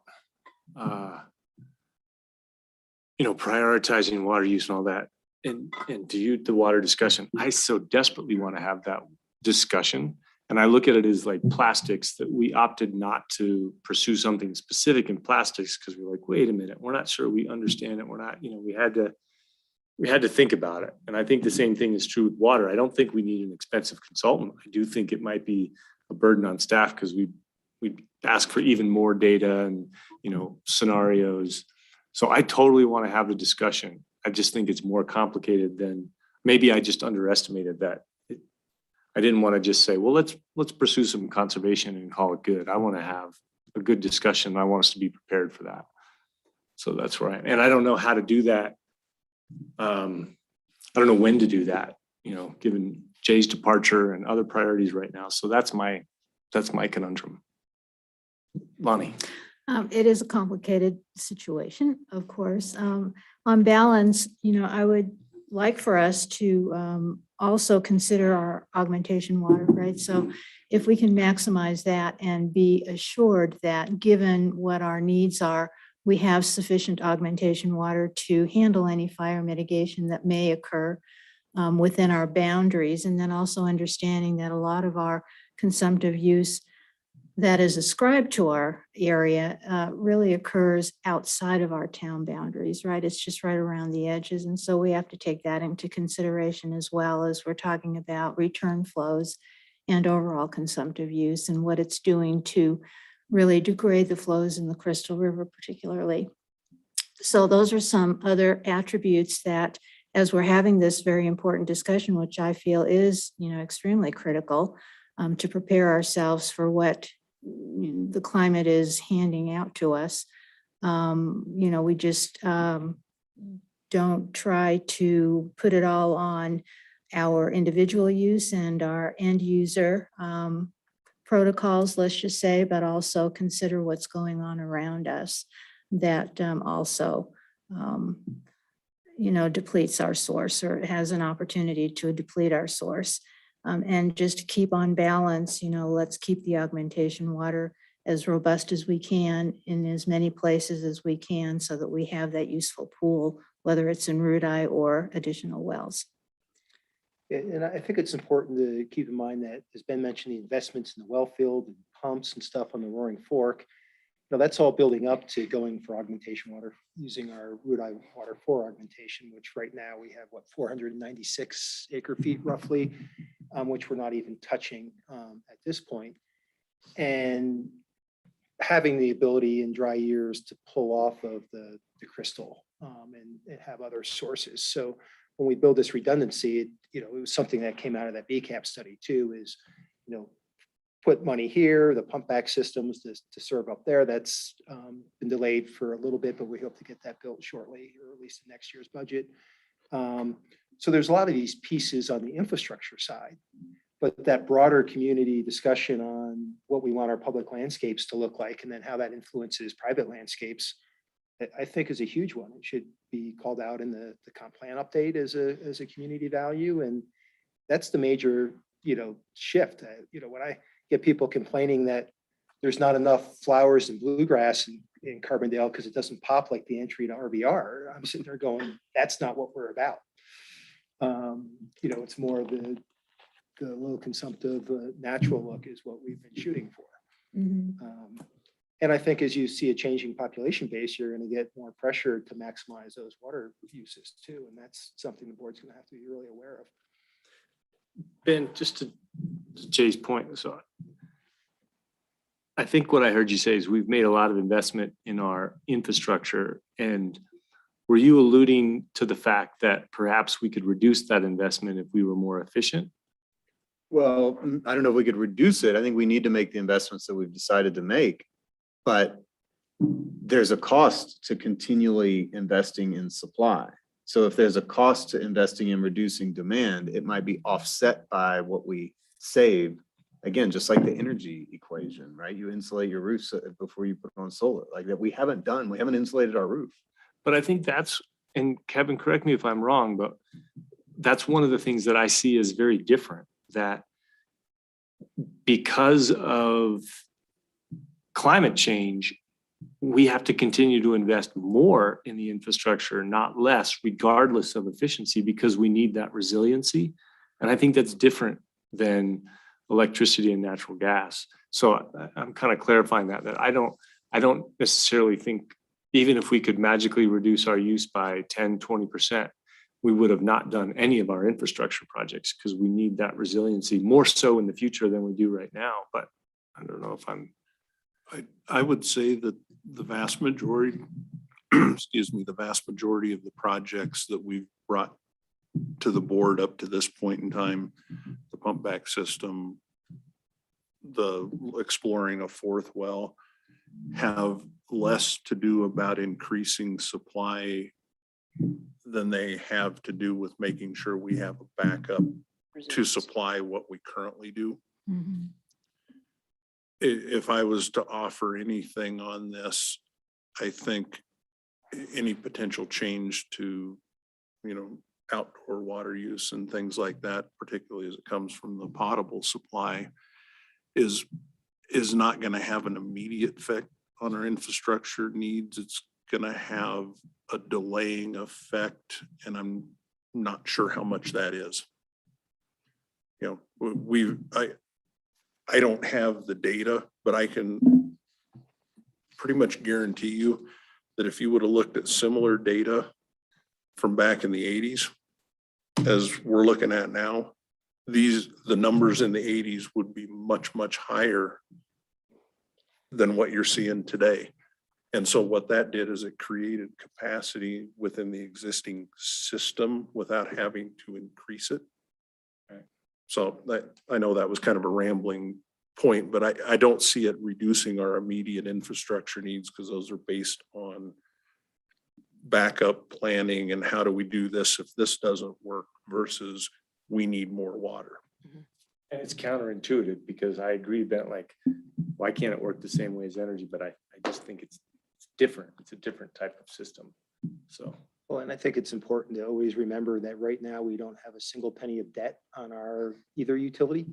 So you have a large borrowing capacity if something big comes up that we need to address, that we haven't tapped that. And I'm not suggesting you tap it, but you have an emergency reserve built in because you haven't borrowed a penny for any sort of utility work. And I don't know really of another municipality that I've ever worked with which has had no debt on either water or wastewater. Erica? Well, I was just going to add to the conversation. What I hear Ben saying is not, questioning or wanting to replace immediate needs, but looking at long term of like, okay, so then we're going to have more houses. We might have more green space built, more irrigation. We have new construction. We're hoping they have better landscaping, but how can we help? Looking at me. I looked right at Heather. But how can we transition existing neighborhoods, or at least have those, what I like the idea of having this community conversation, maybe in winter 2022, when we have a new, county manager, town manager. But just are there resources we can help homeowners who want to make that transition or want to be able to abide by water restrictions if we have them in place, but not have their yard die? So I think I agree. I think that community conversation, and what do we want our roads to look like? Can we get rid of the high water intensive and do the cool flowers that we have coming in the first part? And how do we make that happen? So just to kind of wrap up, how would you, and I'm again pointing to you guys because you took the initiative, what would be a good next step? What would feel good? I mean, I think that kind of timeline that Eric is suggesting makes sense. It's not urgent right now. It can wait 6 months. I think before next summer would be nice to have this conversation. And I think we could probably engage some organizations like Roaring Fork Conservancy and others around the community who would probably be really happy to help us with the data and the best practices, and have a conversation and kind of see where it goes. I don't know that we need to hire a consultant or have a really big plan. I think that there might be some fairly straightforward things, and I think that we could be cognizant of not asking too much of staff, but I think that like Eric Brinlinger would probably be engaged in that as far as lessons learned. And then I could even imagine it expanding to maybe the school district. Like if we look at who are the biggest water users in town, where people kind of have this like vision of wasting water, it's only a few places, right? So there's the helping out the homeowners. Let's prepare for water restrictions of the future. Let's prepare for next summer. So that's probably one workshop that somebody else can lead, but that we could engage. And also, how can we be more efficient in the big public sorts of spaces? And I think probably a little info would probably be from Mark Hamilton, just about what are the implications of using less but maintaining our rights. So do you think that's because I'm thinking the River District 2 would probably welcome this conversation. Is it having a conversation with this board? You tell me. Yeah, I mean, I guess, thinking about how we first tackled waste, right? Is we set those first priorities. And so the next conversation might be, we have to go ahead and set some goals or some priorities. Be really clear, here's the 3 things we're trying to accomplish. Then maybe do that work session. I think it's with us, right? And we bring some of those experts to the table. And we say, okay, here's the 3 things, 5 things we're trying to accomplish. What do you think that would look like? Because each of those people, even that we just mentioned, all have like a slightly different, plug on that, like, right? How the Conservancy looks at something versus the River District versus our water rights, or, like, and then versus, if Genevieve was part of the conversation, and it's like the aesthetics, and not that it's strictly the aesthetics, but like, how we're changing people's vision of landscape in the West. So, but I think we should make sure we are like, what are we trying to accomplish? Which we just sort of started, right? I think from this, there's maybe 3 to 5 working bullet points, but we'd want to kind of finalize those and then put the right people together, do a work session. And then from that, let it kind of, I don't know exactly what it looks like after that. Do you guys want to have another discussion? Do the 2 of you and whoever else want to brainstorm who should be there? Because you guys have already done some of the work with the goals. How do you want to proceed specifically? Yeah, I mean, I think that Ben and I could take a crack at, okay, what did we hear here? And what are the 3 or 5 things that we think we heard? Okay. And then we probably finalize that, and then we could probably say whatever. I mean, I think everybody should weigh in, but all right, here's a draft of who we think we might want to bring to a work session. I think that could be as simple as, trustee comments. You guys say, hey, this is what we thought. You guys good with having a work session about this? Okay. Kevin got his hand up. Yeah, Kevin. I would offer that if there is some more information that you guys want, or if it would be helpful, I would encourage you to make sure you're crystal clear on where we stand with our water rights and the potential implications before you start going down this road too far. And would Mark Hamilton be the best person to talk to about that? It might be Mark and Scott. Be Scott Pfeiffer and Mark. both. Yeah. Okay. I think. So maybe what that means is you guys still think about that. And then we say, here are our priorities. Here's who we thought having at the table. Mark and Scott, what do you think? What do we need to know before we have this discussion? Yep. Okay. Sounds like it. All right. Anything else on water? And just last thing, you've all had the opportunity in the past to go visit the water treatment plants and the infrastructure. But if you want to go again, reach out to Kevin and get a tour. Some have seen one facility, not the other, but we've got a huge investment in some pretty cool stuff out there to go out and see. I mean, if you haven't been to the well house in the middle of Bailey's place, to watch how that all functions and stuff, or up to Nettle Creek.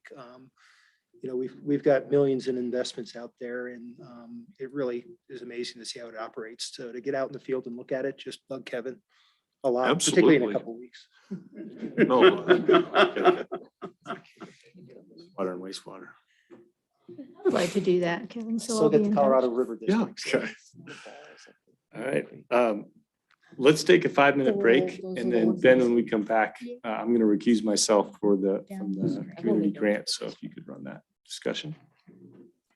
I'd appreciate it. All right. Sounds like between 65 and 70 people at the Yeah, planning over. they're not allergy Jeez. drops, they're just Wow. like wedding Is that drops. good? We had Oh, 24 bring any Spanish allergy speaking drops people there with me. I participating. Well, I can't really use them with my contacts. I have to take my contacts out Oh, before I can use allergy It drops. was Shoot. interesting to see how different. Oh, the they're all like concerns gummed up. that were Oh my focused God. on. I can't even see straight. on 'em or I something. know, that's a cool pillow. Straight up working Freaking class killing me. needs, it wasn't There's a freezer in there, like isn't this there? development, and we should do this and that, and the traffic's, yeah, it wasn't all that stuff. It was just. And one woman said, We need a bus stop in City Market. Oh, I think that's. Where's my checkbook? There was already a line at the door at like 5:58 at Third Street. That's why I was late. I had to stop by and see it. Yeah, I bet you they're gonna be slammed. They were like, oh, we'll be really excited if there's 50 people.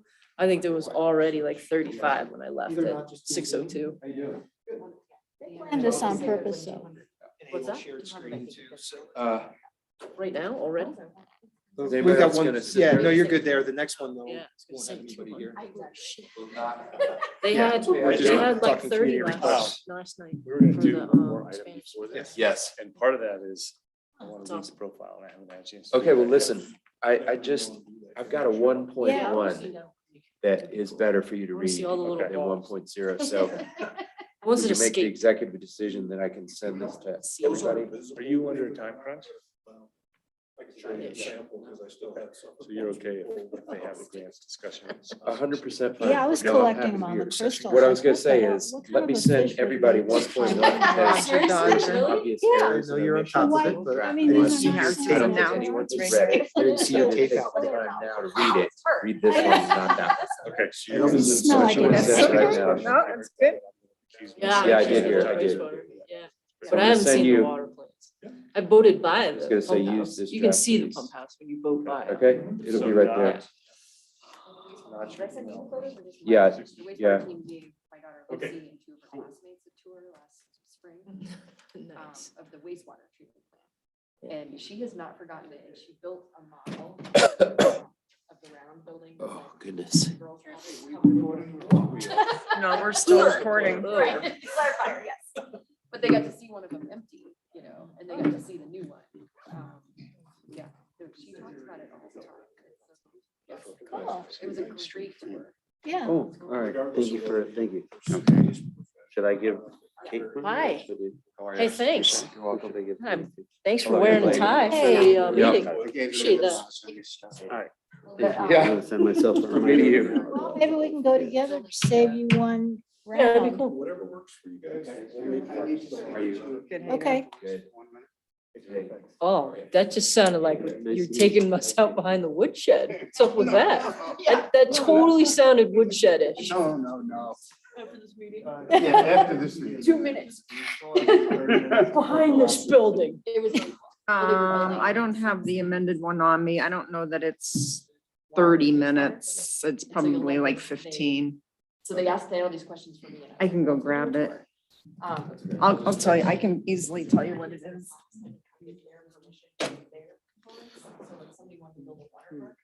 And they were like, Can I go get the water park? they were like, no, that's too peaceful, sorry. That's awesome. Because they were in the electric department and the water and wastewater in their like city. So they were very strict. Wow. Yeah. There's some. They built a compost. facility. Well, we've had some good examples of Access. failures around us, right? In other Town guest jurisdictions. access. In Valley when Capital Aspen W Hickam went dead welcome. pool and they couldn't deliver any water in 18 Yes. because their Capital turbines C, were inefficient. And DALE then came to all us over. and said, well, we need to Capital improve C, upon ours. And DALE. it's like, let's do it. You know, we don't. Yeah.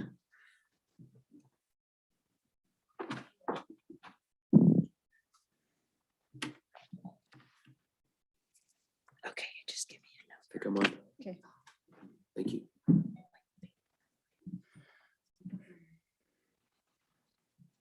Is that what you guys all do at the school district? You write on your hands? You know, You the do one way this? I can remember something that's not on my calendar is to write it on my. No, cell phone. That's what the cell phone's.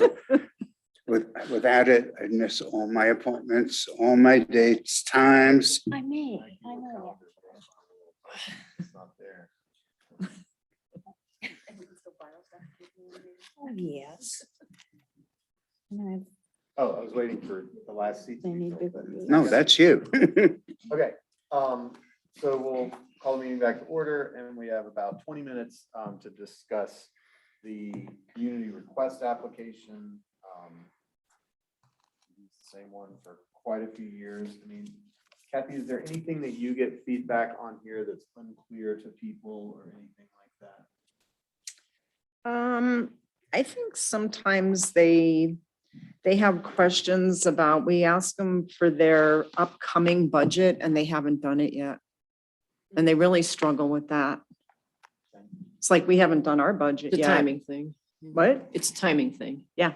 because we're asking for the request. for everyone. So we do ask for that. I think we asked for both, but, So we could simplify it and say. your current year-to-date budget and then your projected budget for 2022, and it just throws them for a loop. Well, I mean, we do our budgeting earlier than a lot of organizations do theirs, and I think that's where the problem lies. Yeah. So we could potentially simplify that, but otherwise it seems pretty straightforward. for people. Yeah, it's a pretty easy application if you ask me. And then, felt like one thing that kind of throws me is that there's the agency / program description, health, education, environment, recreation, regional or cultural. And then there's the primary goal of organization down below on the next page. But it seems like we group them by that upper agency or program description, right? Like when I was looking at the. Were you choose one, looking? Community goals. Page 2 of the. Oh, Select family. primary goal organization. Like Yeah. those don't perfectly align. with Right. Agency program description. Yeah. So that just seems a little weird. Where's agency program description? In the very top table on page 1. So we can Um, see about maybe lining those. Let's just kind of put on the table, because this will be a pretty quick conversation before we get into the details of what we might want to change. What else have people looked at? Luis, you had some thoughts last time as far as. I think you had talked about like the size of the. I think I'd focus just specifically on budget. I felt that anything, when we're asking them for their total budget for their current year, is anything over, to me, would be 2 million does not merit funding. I just think it's a nonprofit that can survive on its own fine. So A nonprofit over 2 million, we Yeah. would not fund. I just, to me, I mean, are we doing the same amount that we did last year? No, not last year, sorry, year prior to COVID. That's what I You know, meant. we haven't, it'll be a little bit more. I think the goal is to go back to 1%, but the general fund will be larger with our revenues. So my guess is you'll be closer to 80 to 85,000 as opposed to the 68 to 70 before, in that range. So you'll have it'll grow proportionally the size of our budget, but it won't be the double that the 2% we had in last year's budget. Yeah. I think we did 120 or 140 last year or something. I mean, there's a couple nonprofits that I'm not gonna name any names, that I've seen before that have revenues over 2 million. And I just don't think that's, for the amount that we have compared to somebody like Aspen that funds, that's kind of where I have a little bit of a issue with it. So, I don't know how that equates. You would know better, like Carbondale Arts or someone like that, are they? I mean, you have a difference between an operating budget and a revenue. So I think anybody with revenues over, let's say, 2 million in a year, I see. that's different. So let's just keep putting things on the table. Is there anything else that people had thought about? Oh, no, I agreed with Luis on that, but I was just like, rather than 2 million, I didn't have a specific number, but if they're that big an organization with that much money behind them, if they just want $500 to say that Carbondale, supports them, I don't have an issue with that. But $5,000 to us is a lot of money. To them, it's a drop in the bucket. And we have a lot of local nonprofits that don't have much money at all. What they get from us really makes a difference. And that's just my opinion where the money should go, but we each get to make up our own minds. That's always been my main thought as we go through this process, is that I don't think we give any guidance on size of grant that you might request. So I think that we all know people in nonprofits who submitted these before, and they kind of ask around, like, what do you submit? And what should I submit? They might look at past years and they probably ask Kathy, I'm guessing. And I've always thought that it'd be good to have maybe a couple tiers, and it could be related to what how big their budget is, but it also could be kind of like Marty's saying, like if, request up to 1,000, if your main goal is to show, a contribution from the town and a partnership.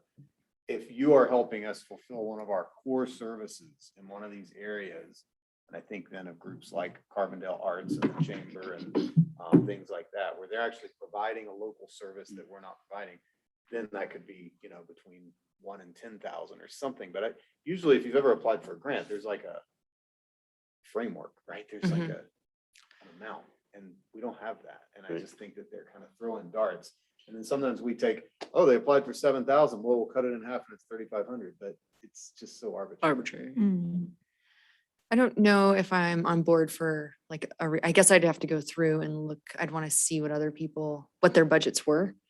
Because I think of some of the substance abuse organizations or mental health that we support or that make requests And in that first category. And usually like for some, that's outside of this, like, I don't mean, like, I wouldn't be picking on Youth Zone or something like that because we fund them outside of this request. It's not.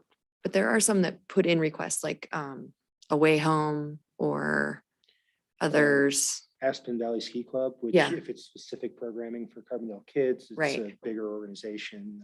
Yeah, I would just like urge caution because some of the Yeah. bigger organizations, if they're doing programming specifically to our community, right. that's the That's one you my- just got to be careful on. That's my hesitation. Yeah. And I know some organizations that get pass-through funding because but it ends up showing up on their revenue books, but it's pass-through funding for another organization. Or something, like there's just, I feel like we'd start getting into the weeds of, Well, we can What always is their take that into budget? account, even if we don't limit it, we can always just make our own. Can, do we have Yeah. something like, how does your organization impact the Carbondale community? I think it's in there. Well, that's where you have to read the stuff on background Yeah. purpose of your Yeah. request. and the I needs mean, of- because that's, like Jay's point was, not Ski-Co, Aspen Valley Ski Club. If it's to provide scholarship to Carbondale kids, that's one thing. If it's just going into their general fund, that's something else. Well, I think that's what they usually articulate. I mean, all of them. Right, So under and they back- should. So, Under background information, it's pretty much in B. Like Okay. it says, what percentage of your members are Carbondale residents and describe what needs are served, that There you kind go. of thing. No, that's all I want. read that for every application. I guess I would be on board for if we feel like we should give a range, just so people know that generally we give out grants in the range of 500 to, sometimes they've been like 250. 250 to 10,000 or what's our, I don't think any group gets more than 10, but again, I'd want to look at the old. Yeah. Grants. Remembering where we're gonna be at, last year was unusual because we had more money to work with. I think the ones that get 10 are like Youth Zone and Yeah, we have very few. the Chamber, and they're not really in In this this. part. I don't remember ever you giving anybody 10 grand Yeah. that isn't out on that second tier. Yeah, so maybe it's just some language where it's not a strict thing where we say, but we give them that feedback so they're not asking around. We just add a sentence that just says, generally the board gives in the amount of 500 to 5,000 or. Yeah, so if you are X, you're eligible for Y. If you are this, you're eligible for that. I wasn't thinking of going down that far, of just giving them guidance on Prescriptive. what to ask for. So normally Yeah. what I do, and I don't know if this would be good or not, is a lot of times when people are asked, they ask me, like, what do you think I should apply? I'm like, no, but what I do is I say, I'll send you what we allocated in, I wouldn't do last year because they would think that they'd get double, but the year before. Mhm. And I give them this, I send them the spreadsheet just so they have an idea of what people got. Yeah. And maybe I should just, put that with the application. Here's Yeah. 2019. 19's And that way allocations. we don't have to, have brain damage about, And because that you way don't people really are have a realistic. formula. That way the people be more realistic instead of like, oh, let me put in for 20,000. Yeah. I mean, it's like this, I can't think of any organization that we're gonna give a quarter of what our funds for this program are to. So back to like your first question, do you think we should scrap the projected budget for 2022? mean, it seems like, I'm comfortable with that. I'm okay with that. It's. If okay. people are struggling with that and, because aren't these due in September? Is that right? what's that? I'm gonna extend it. I mean, I've been getting, every day I get to, where is it? Where is the application? Because Yeah. it's usually on there the first week in August. Okay. And I'm like, oh, the board's looking at it, tonight or whatever, so. But yeah, that is pretty so early for a lot I of will add organizations. the spreadsheet. I mean, I guess I've always struggled with $250 or $500. Like, I would not be. I might propose saying that like the minimum grant is $1,000. And have them request $1,000. Like it's just, people put in a lot of work when they ask for $250. And it seems a little But strange. they must really need it if they're asking for $250 or $500. But then I kind of That's want to their fund them. decision. I thought, but I want to fund them $1,000. Like, and you can never give them more than they asked for. Oh, So it's a okay. little, I mean, like, that- would they that's- not come to us if they only wanted 250 and we said we give starting at $1,000? So like the bread oven, they never ask for, Yeah, they maybe ask for $500 consistently. yeah. I'm trying to think of who else, asks for smaller amounts of money, but I mean, to me, that's the impetus for I'm not trying to take away money from nonprofits, but it's to try and spread more of it amongst the lower budget ones, Right. honestly. That's kind of why. Yeah. So it's not because I'm like have anything against any in particular. It's just, I know how some of them don't have any problem raising money. So that's where it's coming from. So, but I do agree. I think if we did have a minimum, I mean, at least then people felt that they were getting more from the town than the smaller amounts. But I wouldn't want them to not come. I guess Right. like with the bread oven, then not ask for $1,000. I wonder if there's a way to put in just a sentence that says something to the effect of, while there's no strict like formula here, if you are a large national organization, I think that's what you were talking about before, right? And you're just seeking the town's partnership, you should request $500 or $1,000, some low number. If you are a local, smaller nonprofit, helping the town achieve one of its core missions, you may request up to $5,000. Something like that, just for some guidance. And then here's the sheet from last year. I like that. Instead of saying a minimum, just say up to 5,000. And saying, if you just want the town's support to show that we support your aims and goals. so do you want to just leave it open, may request up to 5,000, or do you want to do may request 1,000 to 5,000? You want to leave it open on the lower end? I mean, on the lower end, I was thinking like 500, like to say, if you're just looking for our. No, that, I got that one, but the local smaller ones. Then I'd say up to 5,000. And don't include a lower number. Right. Okay. That way, I think that's that's kind of fine. setting the minimum, it's setting it 500 to 5,000. Yeah. Giving them a little bit of guidance. And then you, from this conversation, Kathy, can probably help guide people a little bit. Yeah.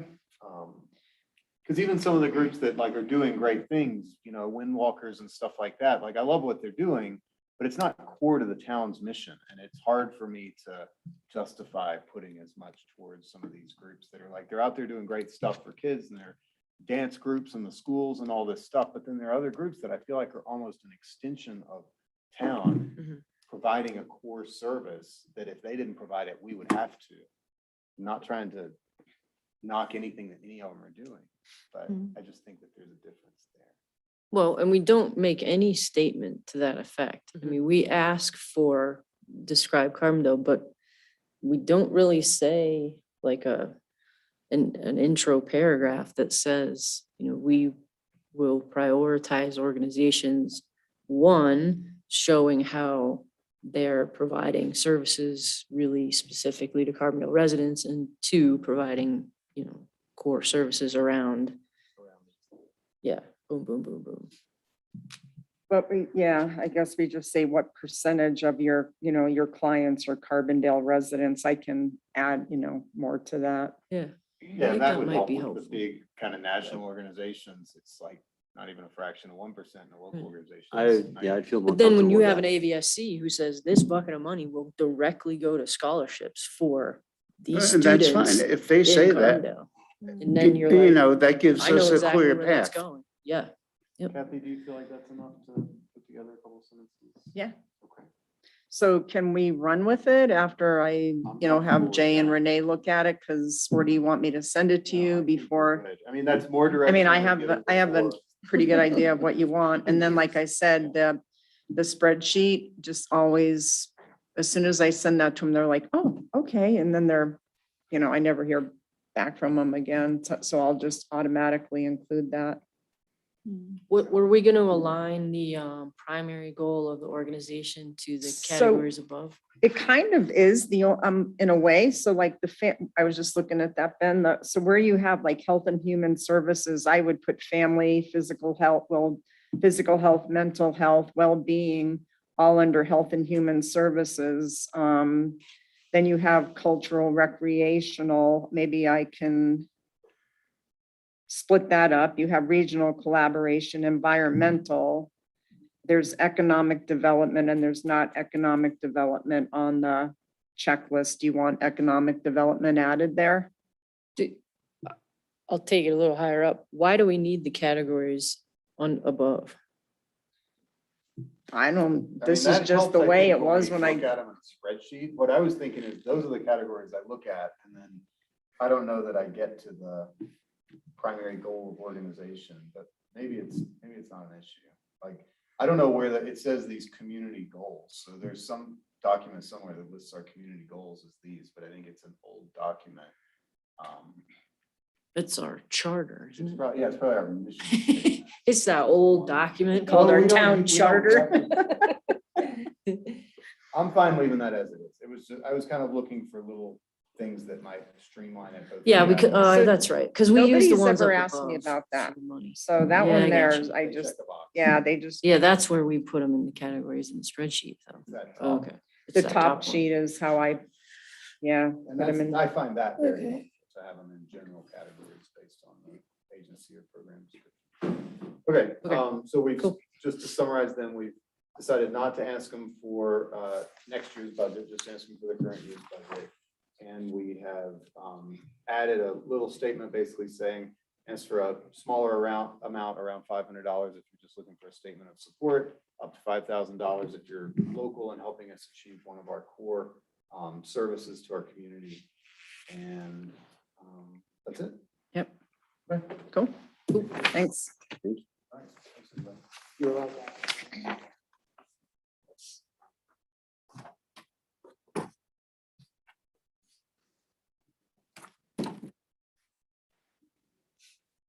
Way to get us back on agenda, Mayor Pro Tem. That's right. We're 5 minutes ahead. Let's do it so Dan will be proud of it. I think, I'm wondering if I should put a little blurb in there about like last year, we gave 2% of our budget and, we're going to back COVID, to and we're back to 1% this year. So That we've done in don't, years past. because I mean, I would give them a spreadsheet from the, And I think you should give them 2019 spreadsheet. yeah, Right. yeah, for But sure. putting in a sentence saying that due to COVID, we gave 2% last year, but as Right. in previous Right. years, we are reverting to the 1%. Yep. I just think so not to get there if they think that they're gonna get that kind of money again. Because it wasn't on there. Hope springs eternal. Okay. Nice job. We got 15 minutes Yeah, instead of 10 I knew you'd be minutes. proud. All right. Well, so I was fortunate enough to read the profile. Did you guys all read it already? No. Slackers. About 15 minutes ago. We got it updated, You got an updated one about 5 minutes ago. speed read. Yeah, it probably makes sense for us to just take a break and for everybody to read that. So it's the most recent email. Well, you can, but with 10 minutes on the agenda, I don't want to cut into your later time. Okay. I can run through some quick comments and then you can decide how best to proceed, if that Well, works. Well, and let's also like the purpose of it and, Yeah. we could wordsmith it to death, but Yeah. You know, what are we trying to accomplish with this document? Jay made me put me on here so I can share my screen too. First thing I wanted to do is just show you some progress. And this is, can you see this document or just me? Mhm. You can. Okay, great.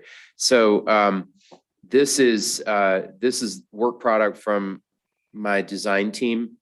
And we're gonna need to talk to you about photographs because some of these might pass for digital, but we need some print quality photos, and we can shop for stock photos, but I know that some of the themes were important and I've talked to you about photos before.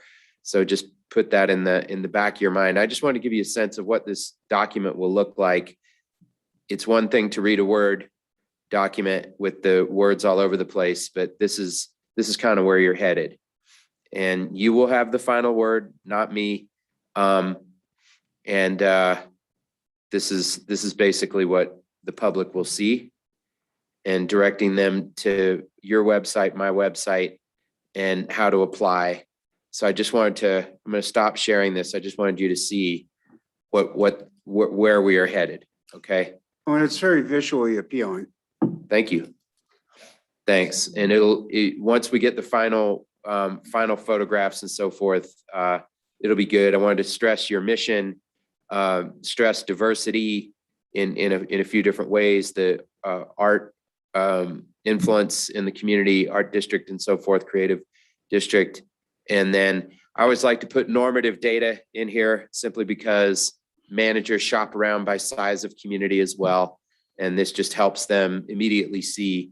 And your budget is not 41.3 million. That's why you have a draft 1.1 to read. I don't know where 41.3 came from. It's between 18 and 19. And That's what I'm taking with me. We knew Jay was hiding money. that's bonus. So let me just stop that. And then thank you for having me back, and good evening to all of you. And thanks for letting me come on the agenda under such short notice. When we were together 3 weeks ago, everybody left with homework, and I did not complete my interviewing of you all homework until last week.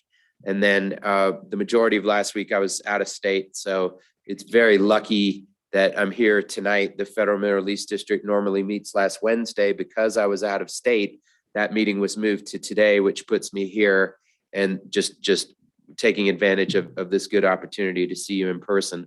One of the pieces of homework obviously was getting you this draft. So you have 2 emails from me. Ignore the first one. You want to go to the one that was sent maybe 20 minutes ago.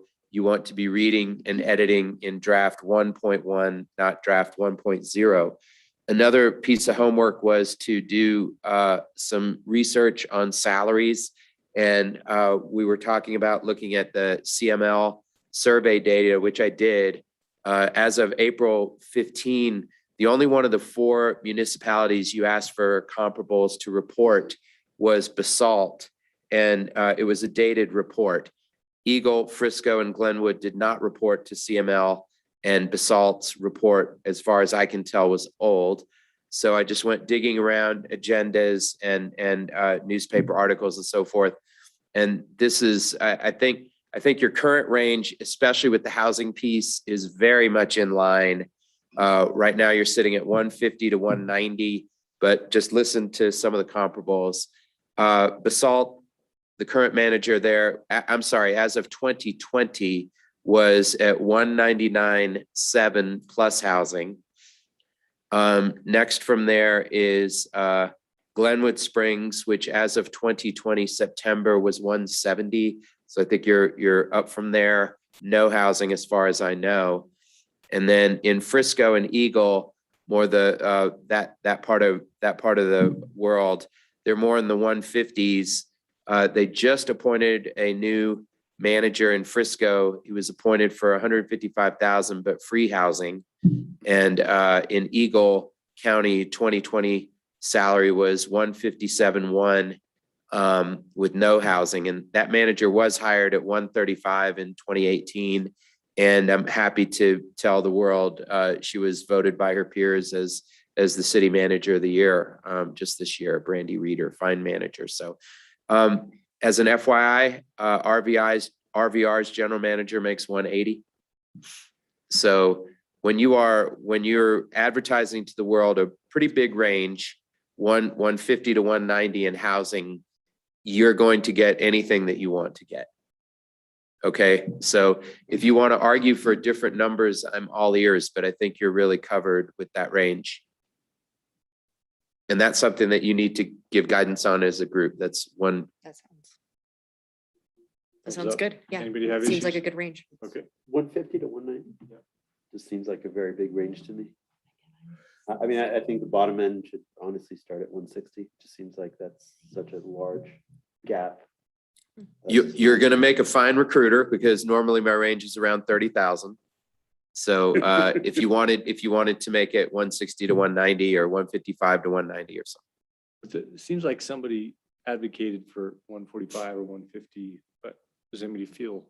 Yeah, we started 140 to 180 or something. Yeah. And then we shifted the whole thing. I think the one argument for keeping the range big, 150, is that with the housing, you could attract a very promising, first-time manager who's already been a major department head or a deputy or an assistant. So it's not hurting you to have a larger range. The only reason why I think that range is good is that housing is going to be a key component. And that's going to cost us from nothing, in which case they get the higher end of the salary based upon their experience, of course, or it could cost us literally $10,000-$20,000. So it seems like it only helps us and doesn't hurt us to keep it as is, but Drew, am I hearing that from you too, that it gives us flexibility in the salary range, but it's probably not going to deter anybody from applying? Correct. Okay. So. Correct. And just human nature, the number you're looking at is 150. The number everybody else is looking at is 190. Okay, so. I guess that would be the only reason to narrow the range so that there's not a, really fraught discussion where we've landed on the right person and they were thinking 190 the whole time and we were thinking 150 the whole time. And then it comes down to a negotiation around salary because that is such a big range where we offer 155 and they say, no, I'm here for 185. Well, I think I don't want to put words in Marty's mouth, but as a base salary, we might be, I think we're looking at 160 as a floor, if not higher. But if we're providing housing, then we might justify a lower salary. No, that's exactly what I was saying. I mean, we're going to have to take that housing component in. If we're not providing housing, I, for one, would be willing to go higher on the salary to the higher range, 170, 180, based upon experience. If we're providing housing, then I'm not willing to, unless it's a super exceptional candidate, and we have to have that individual. But I would not, if we're not providing housing, we could provide more. If we're providing housing, we would provide less. I see it as when you take the housing out of the equation, I think Drew gave some really good examples, right? I think that, if we have this candidate who hasn't been, there's a difference between someone who walks in here and they have 15 years of experience as a town manager, right? Set housing completely aside, you're starting the whole dialogue in a very different place than, we fall in love with somebody who's a kick-ass deputy manager. And I mean, it sounds like the woman in Eagle, perfect example, hired at 135 and in 2 years is now at 155. Like, I want to be able to do that with somebody. If we fall in love with a great candidate who doesn't have that experience, they warrant 150, right? And they better be realistic about that as well. So that's why I like that range, setting aside housing entirely. Drew, for this profession, is it standard practice to consider a signing bonus? And is there a benefits package that people tend to look at? Signing bonuses are pretty rare, Okay. but I have, come across it, but relatively rare, not common practice. And then when you get to read the Word document, draft 1.1, you'll see a total compensation paragraph that includes all of your standard benefits. And the last sentence pertains to this position: relocation assistance, temporary housing, town owned, housing allowance, professional association dues, professional development and so forth, they're all subject to negotiation.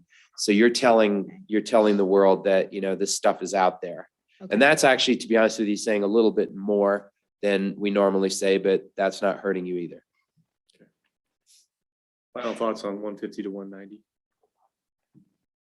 Okay, I just wanted to talk about workflow, and that is I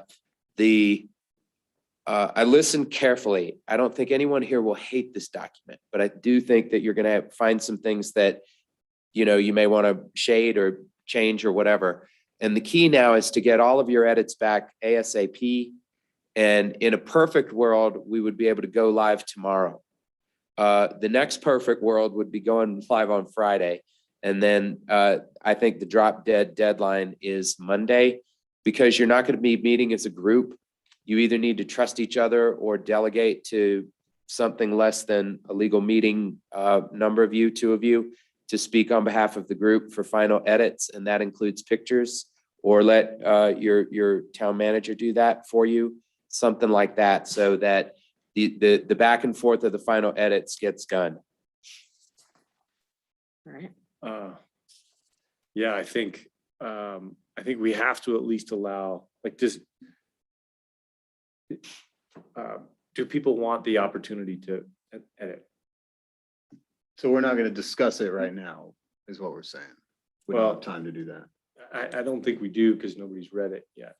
I mean, I've read it, and I will tell you that I'm not going to offer any edits other than one little comment, but we may want to make comments, and we can say, Drew, you know, tomorrow or Friday or whenever, we want the opportunity. I can do it tomorrow. But I can do track changes on this tomorrow. Mhm. I can do the whatever final Okay. graphic stuff. If you want. Would you be willing to commit to a deadline of 2 PM tomorrow? Or is that too, For track changes on this. yeah, stuff. to returning edits? Are you able to read that either tonight or tomorrow morning? It'll be tonight at 11 o'clock, so it'll be like this. But yeah. Bit tough. I could, you know, get it to you by 6, let's just say, but I couldn't do it by 2. Okay. So with that, I think you're looking at trying to go live on Friday, and that way nobody is rushed. And so you could get edits, you know, by 6 PM tomorrow. Mhm. Yeah, I mean, I don't get off the water till 2. I can't do it long. Can't do it while you're fishing? No. I mean, While you're guiding? I don't think we're gonna have that many. I would this looks suggest that great. this is real close. Yeah. And that if we spent 10 minutes on it right now, it might save us 2 days of waiting, but maybe I'm not. ready through the first 2 pages. It's fine to me. Like, I would also suggest that I wouldn't suggest anything on the description of the town and the valley and the organization. I think the ideal candidate, which is, you know, 4 paragraphs, seems to be the meat of the matter, but maybe we don't have time to read it and discuss. I mean, I've read it while we're sitting here. Well, it's more, yeah, maybe you guys could read it. And I also think the important thing, is what I said earlier, is we can wordsmith that to death. But the Right. point is, are we deterring anyone? And are we saying enough to attract the person that I think? I mean, I have one that's the specific case. suggestion that I feel like is worth saying here rather than in track changes, because it's kind of substantive, and that is that I don't see anything in the ideal candidate section about communicating with our Spanish-speaking population. So I'm not suggesting the person has to be bilingual, but I Yeah, think it's right above it, last sentence in town manager, a graduate degree, comma, Spanish and a speaker Spanish is speaker are desirable. okay. I guess I was looking for that in the Yeah, ideal candidate. it's okay. My only comment, Drew, is either in the text or a photo just representing the ranching community, because I think that's to me, I Said want. from ranchers to hippies. Did see that. Yeah, I don't know. I just thought a photo in there. You did a good job speaking about the diversity. Okay. Rancher photo, got it. I sent you enough photos. Yeah, you know, I'll talk to you about that later. If you just gave an outline of the photos you want to the sun, I would imagine they could give you anything you want. I need a kick-ass sunset of Mount Sopris. I need a great ranch photo of the rodeo Do you have I a need friendly our town- contact over there? table. No, they all hate us, but they'll like you. They like us. Yeah, Raleigh. Okay. And so just literally like bullet point, this is the photo I need. And then if you can just, maybe credit, I would just Credit credit whatever them. they have. Sure. Or tell them to leave the watermark with the credit. Should be everything you need, I imagine.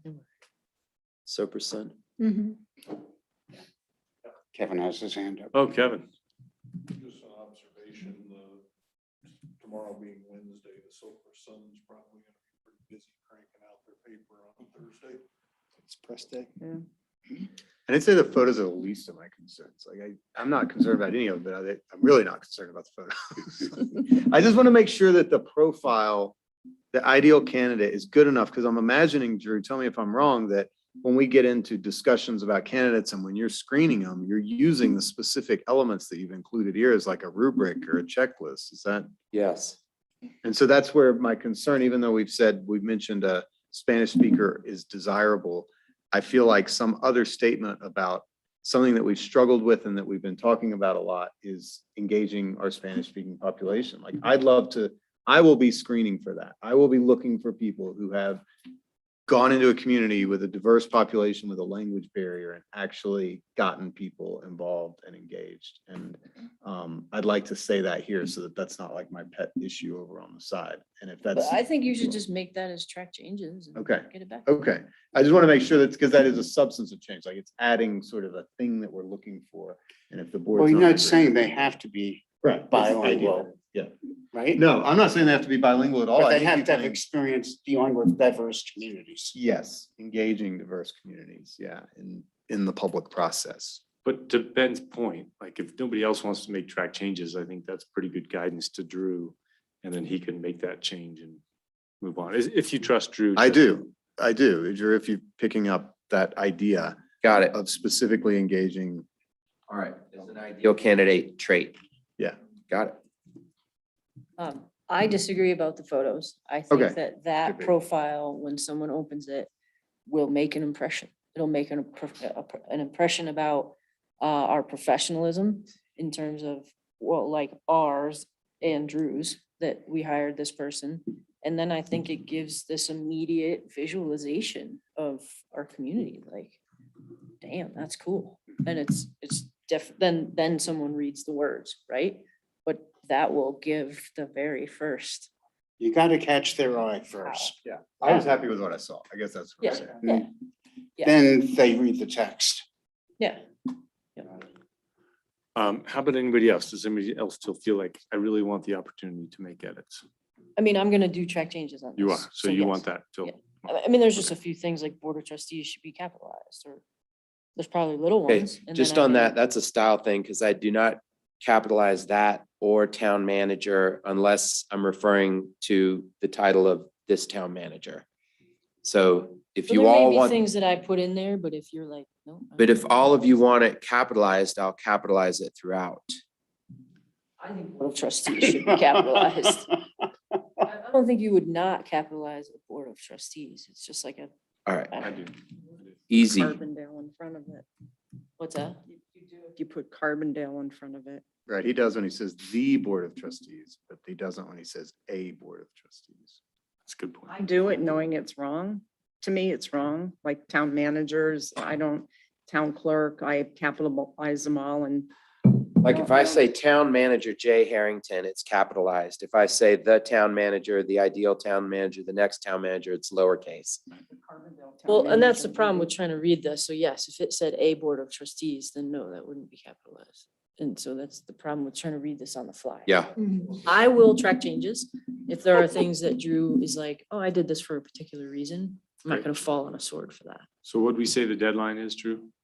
2 PM? or 6 6 PM? 6 p.m. 6 PM 6 p.m. tomorrow. tomorrow. And then our goal is to have this live to the world on Friday. Okay. And I extended the filing deadline by a week. You're not losing any time on the back end, which is the relevant time. It's just I have to do what I do a little faster. That's all.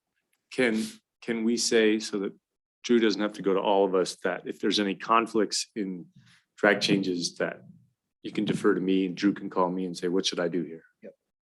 So, Okay. Great. A question on the scheduling dates, scheduled dates, so filing deadline, preliminary interviews, recommendation candidates, final interview process. What should me be blocking out on my calendar so that I would know I was here? Is that only the finalist interview? Yeah, you know, process? that's gonna be up to you about how much time you want to invest. I would say a very typical process, you would have 4 finalists. You would have a series of process steps, the majority of which take place on that Friday, the 22nd. And you'd have people into town on Thursday and Thursday night. You wouldn't be doing anything Thursday morning, probably. Thursday night would be some public reception so that you're showing deference to your citizens and your staff and gathering comments that you would then consider in executive session at the end of the day on Friday. So, but it's up to you. If you listen to me, less is more on process. You will absolutely run yourself around the block if you have, you know, one of those clickers where everybody's giving polls and you're trying to figure out what the polls mean and what this means. And they said this and that said that. And you got a big chess game going in your head when at the end of the day, the only ones with the authority and responsibility to make the decision is you. So you want as much process as will help you, but not so much that you are lost in it.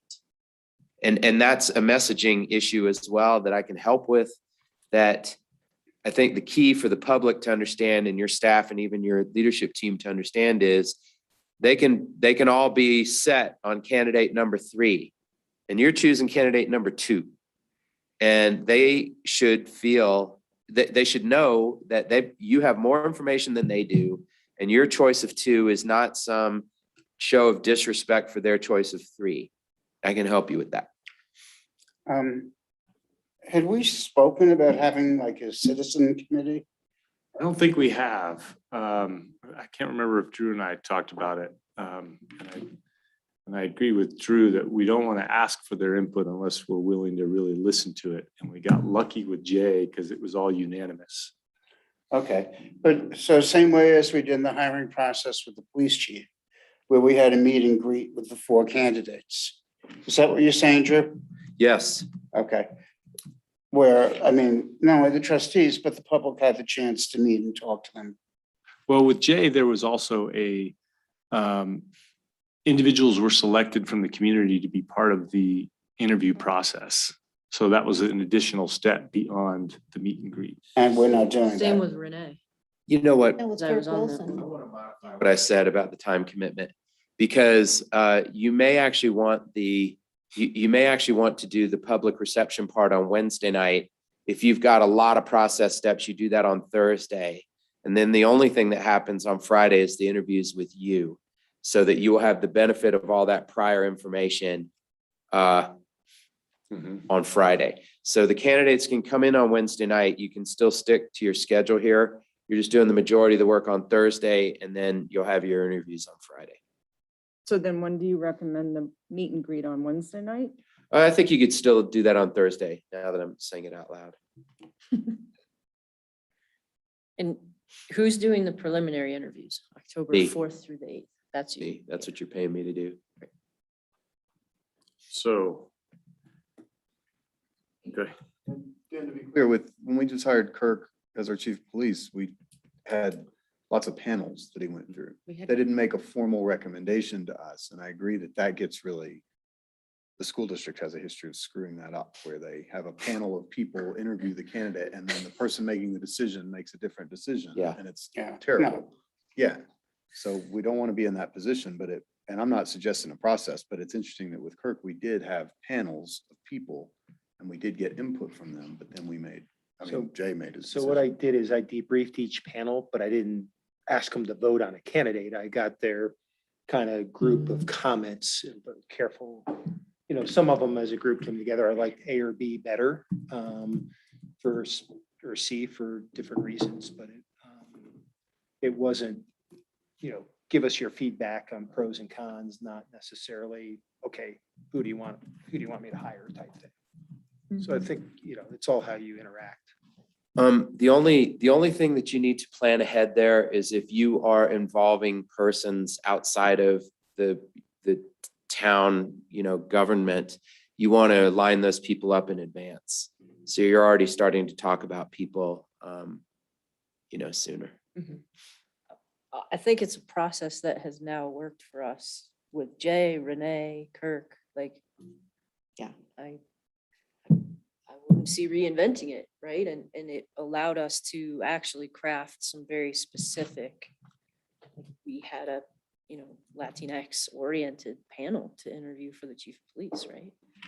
So. I kind of like it. I don't know what it is yet, but like whether it's just one panel, but it, we're really clear about mixing in some really particular people, or whether there's a couple, but I think it But should work. Talk to Jay, see, the most recent one was Kirk. Should we do both? Do we do a combo? But is there anybody opposed to the panel idea? No, I was definitely Like- thinking we were doing Okay. that. Yeah, we never really finalized Right. that. Yeah. No. That'd be on October 21st. That's a Thursday, so, yeah. Jay, does that work for you? You and I just talked about that. Oh, yeah, we could talk, and I think the last thing that Drew kind of mentioned, if you're looking at folks from outside the community, if you want a peer panel or something, sometimes that can give you some good insight too, and, other managers or leaders from, it can be a mix of other managers and like, the school superintendent, folks that you'd be interacting with. I served on, a couple peer panels for Basalt, Avon, I get tapped on that every so often and. Northfield County Commissioners. My old pals. Federal Mineral Lease attorney. Yeah, just give some thought on, it's really where you want to get input from, just within community or external, but there's some good options out there and folks all want to help out in the valley too, if you want external input. I will also call Kirk too, because, Drew warned us that if we make the process too onerous, we may deter some people. So just as a candidate, what was it like? Was that too much or what? So, okay. Yeah, there's an awful lot of strategy too, and who you invite and alternates and keeping people engaged because how great it is to live here. However, it's real important to understand you're not always holding all the cards. And I think it is important to put up some hurdles, but you need to be careful not to put up too many, to not get the person you want. Yeah. So. Okay. Thanks. What else? I think that's it. As long as what I heard was the mayor, as a group, you've authorized the mayor to break any ties on track changes. I have another source for print quality photos. We're going to be sure to include a rancher photo as well as much diversity as possible and make the photos reflect the message and have it be visually appealing. And so I think we can get all that done on Friday. Yeah. Okay. Awesome. And then I'll see you next in person at Recommendation of Candidates Day. And I got a lot of work to do between now and then. Okay. So Thank you. Thanks for Thank making you. the time, Jay. Or no, Drew. thank you. Thanks for having me. Okay. Awesome. Hey, will you give us little updates though? Like, I don't, is the next time we hear from you in 2 months, or will you be like, Well, we got 16, we No, got look, 150? yeah, we got, I want like, to tell just you a about little, that. like, I'm happy to give you, I can give you an update like that, but it will be anxiety producing. Okay. That's all right. That if it's 4 weeks in and we got 8 people, you'll be like, Drew sucks. And it's not true. Now you just went on air and said that. I know, my head's real shiny too. Not like before the 27th. No, I mean, just- like on the 27th. you Oh, know, we I got will, X. okay, I will definitely give you a detailed update right after the filing Yeah. deadline. And I will summarize applicants and gender and in-state, out-of-state and so forth. Perfect. But between now and the filing deadline, No, I don't we've got want, like- 11, we've got No, 7. no, I don't want that. I'm just saying, I don't want to No. like not hear anything for the next 2 months. You don't want to be kept guessing. Exactly. There we still. It's like bid openings, 8 people come Thanks, to the, exactly. 8 people came to the show and we got one Exactly. bid. Do you know Yeah, anything and about- I've just seen too many times, there's a lot less correlation between applicant counts and pool quality than you might think. Thank you. Thank you very much. We're gonna make that decision. Thank you, Drew. Thank you. Going into executive session, I don't want to hurry you, but. Taking off? I'm done. Okay. Bye-bye. Give me 1 minute outside before we go into executive session. Go into executive session. I move to go into executive session. Second. They're seconded by Lonnie. All those in favor say aye. Aye. Unanimous. And Kathy, if you just note that Erica left. So it is August 17th, 2021, and the time is 8:32. For the record, I'm the presiding officer, Dan Richardson, Mayor. As required by the open meetings law, this executive session is being electronically recorded. Also present at this executive session are the following persons: Town Trustees Ben Bomfach, Town Trustees Marty Silverstein, Luis Yanes, Lonnie Kitching, and Heather Henry. Also, Town Manager Jay Harrington, Town Clerk Kathy Derby, and Public Works Director Kevin Shorsman. This is an executive session for the following purpose: to discuss the purchase, acquisition, lease, transfer, or sale of real, personal, or other property interest under Colorado Revised Statutes, Section 24-6-402(4)(a). I caution each participant to confine all discussion to the stated purpose of the executive session and that no formal action may occur in the executive session. If at any point in the executive session, any participant believes that the discussion is going outside the proper scope of the executive session, please interrupt the discussion and make an objection. Okay.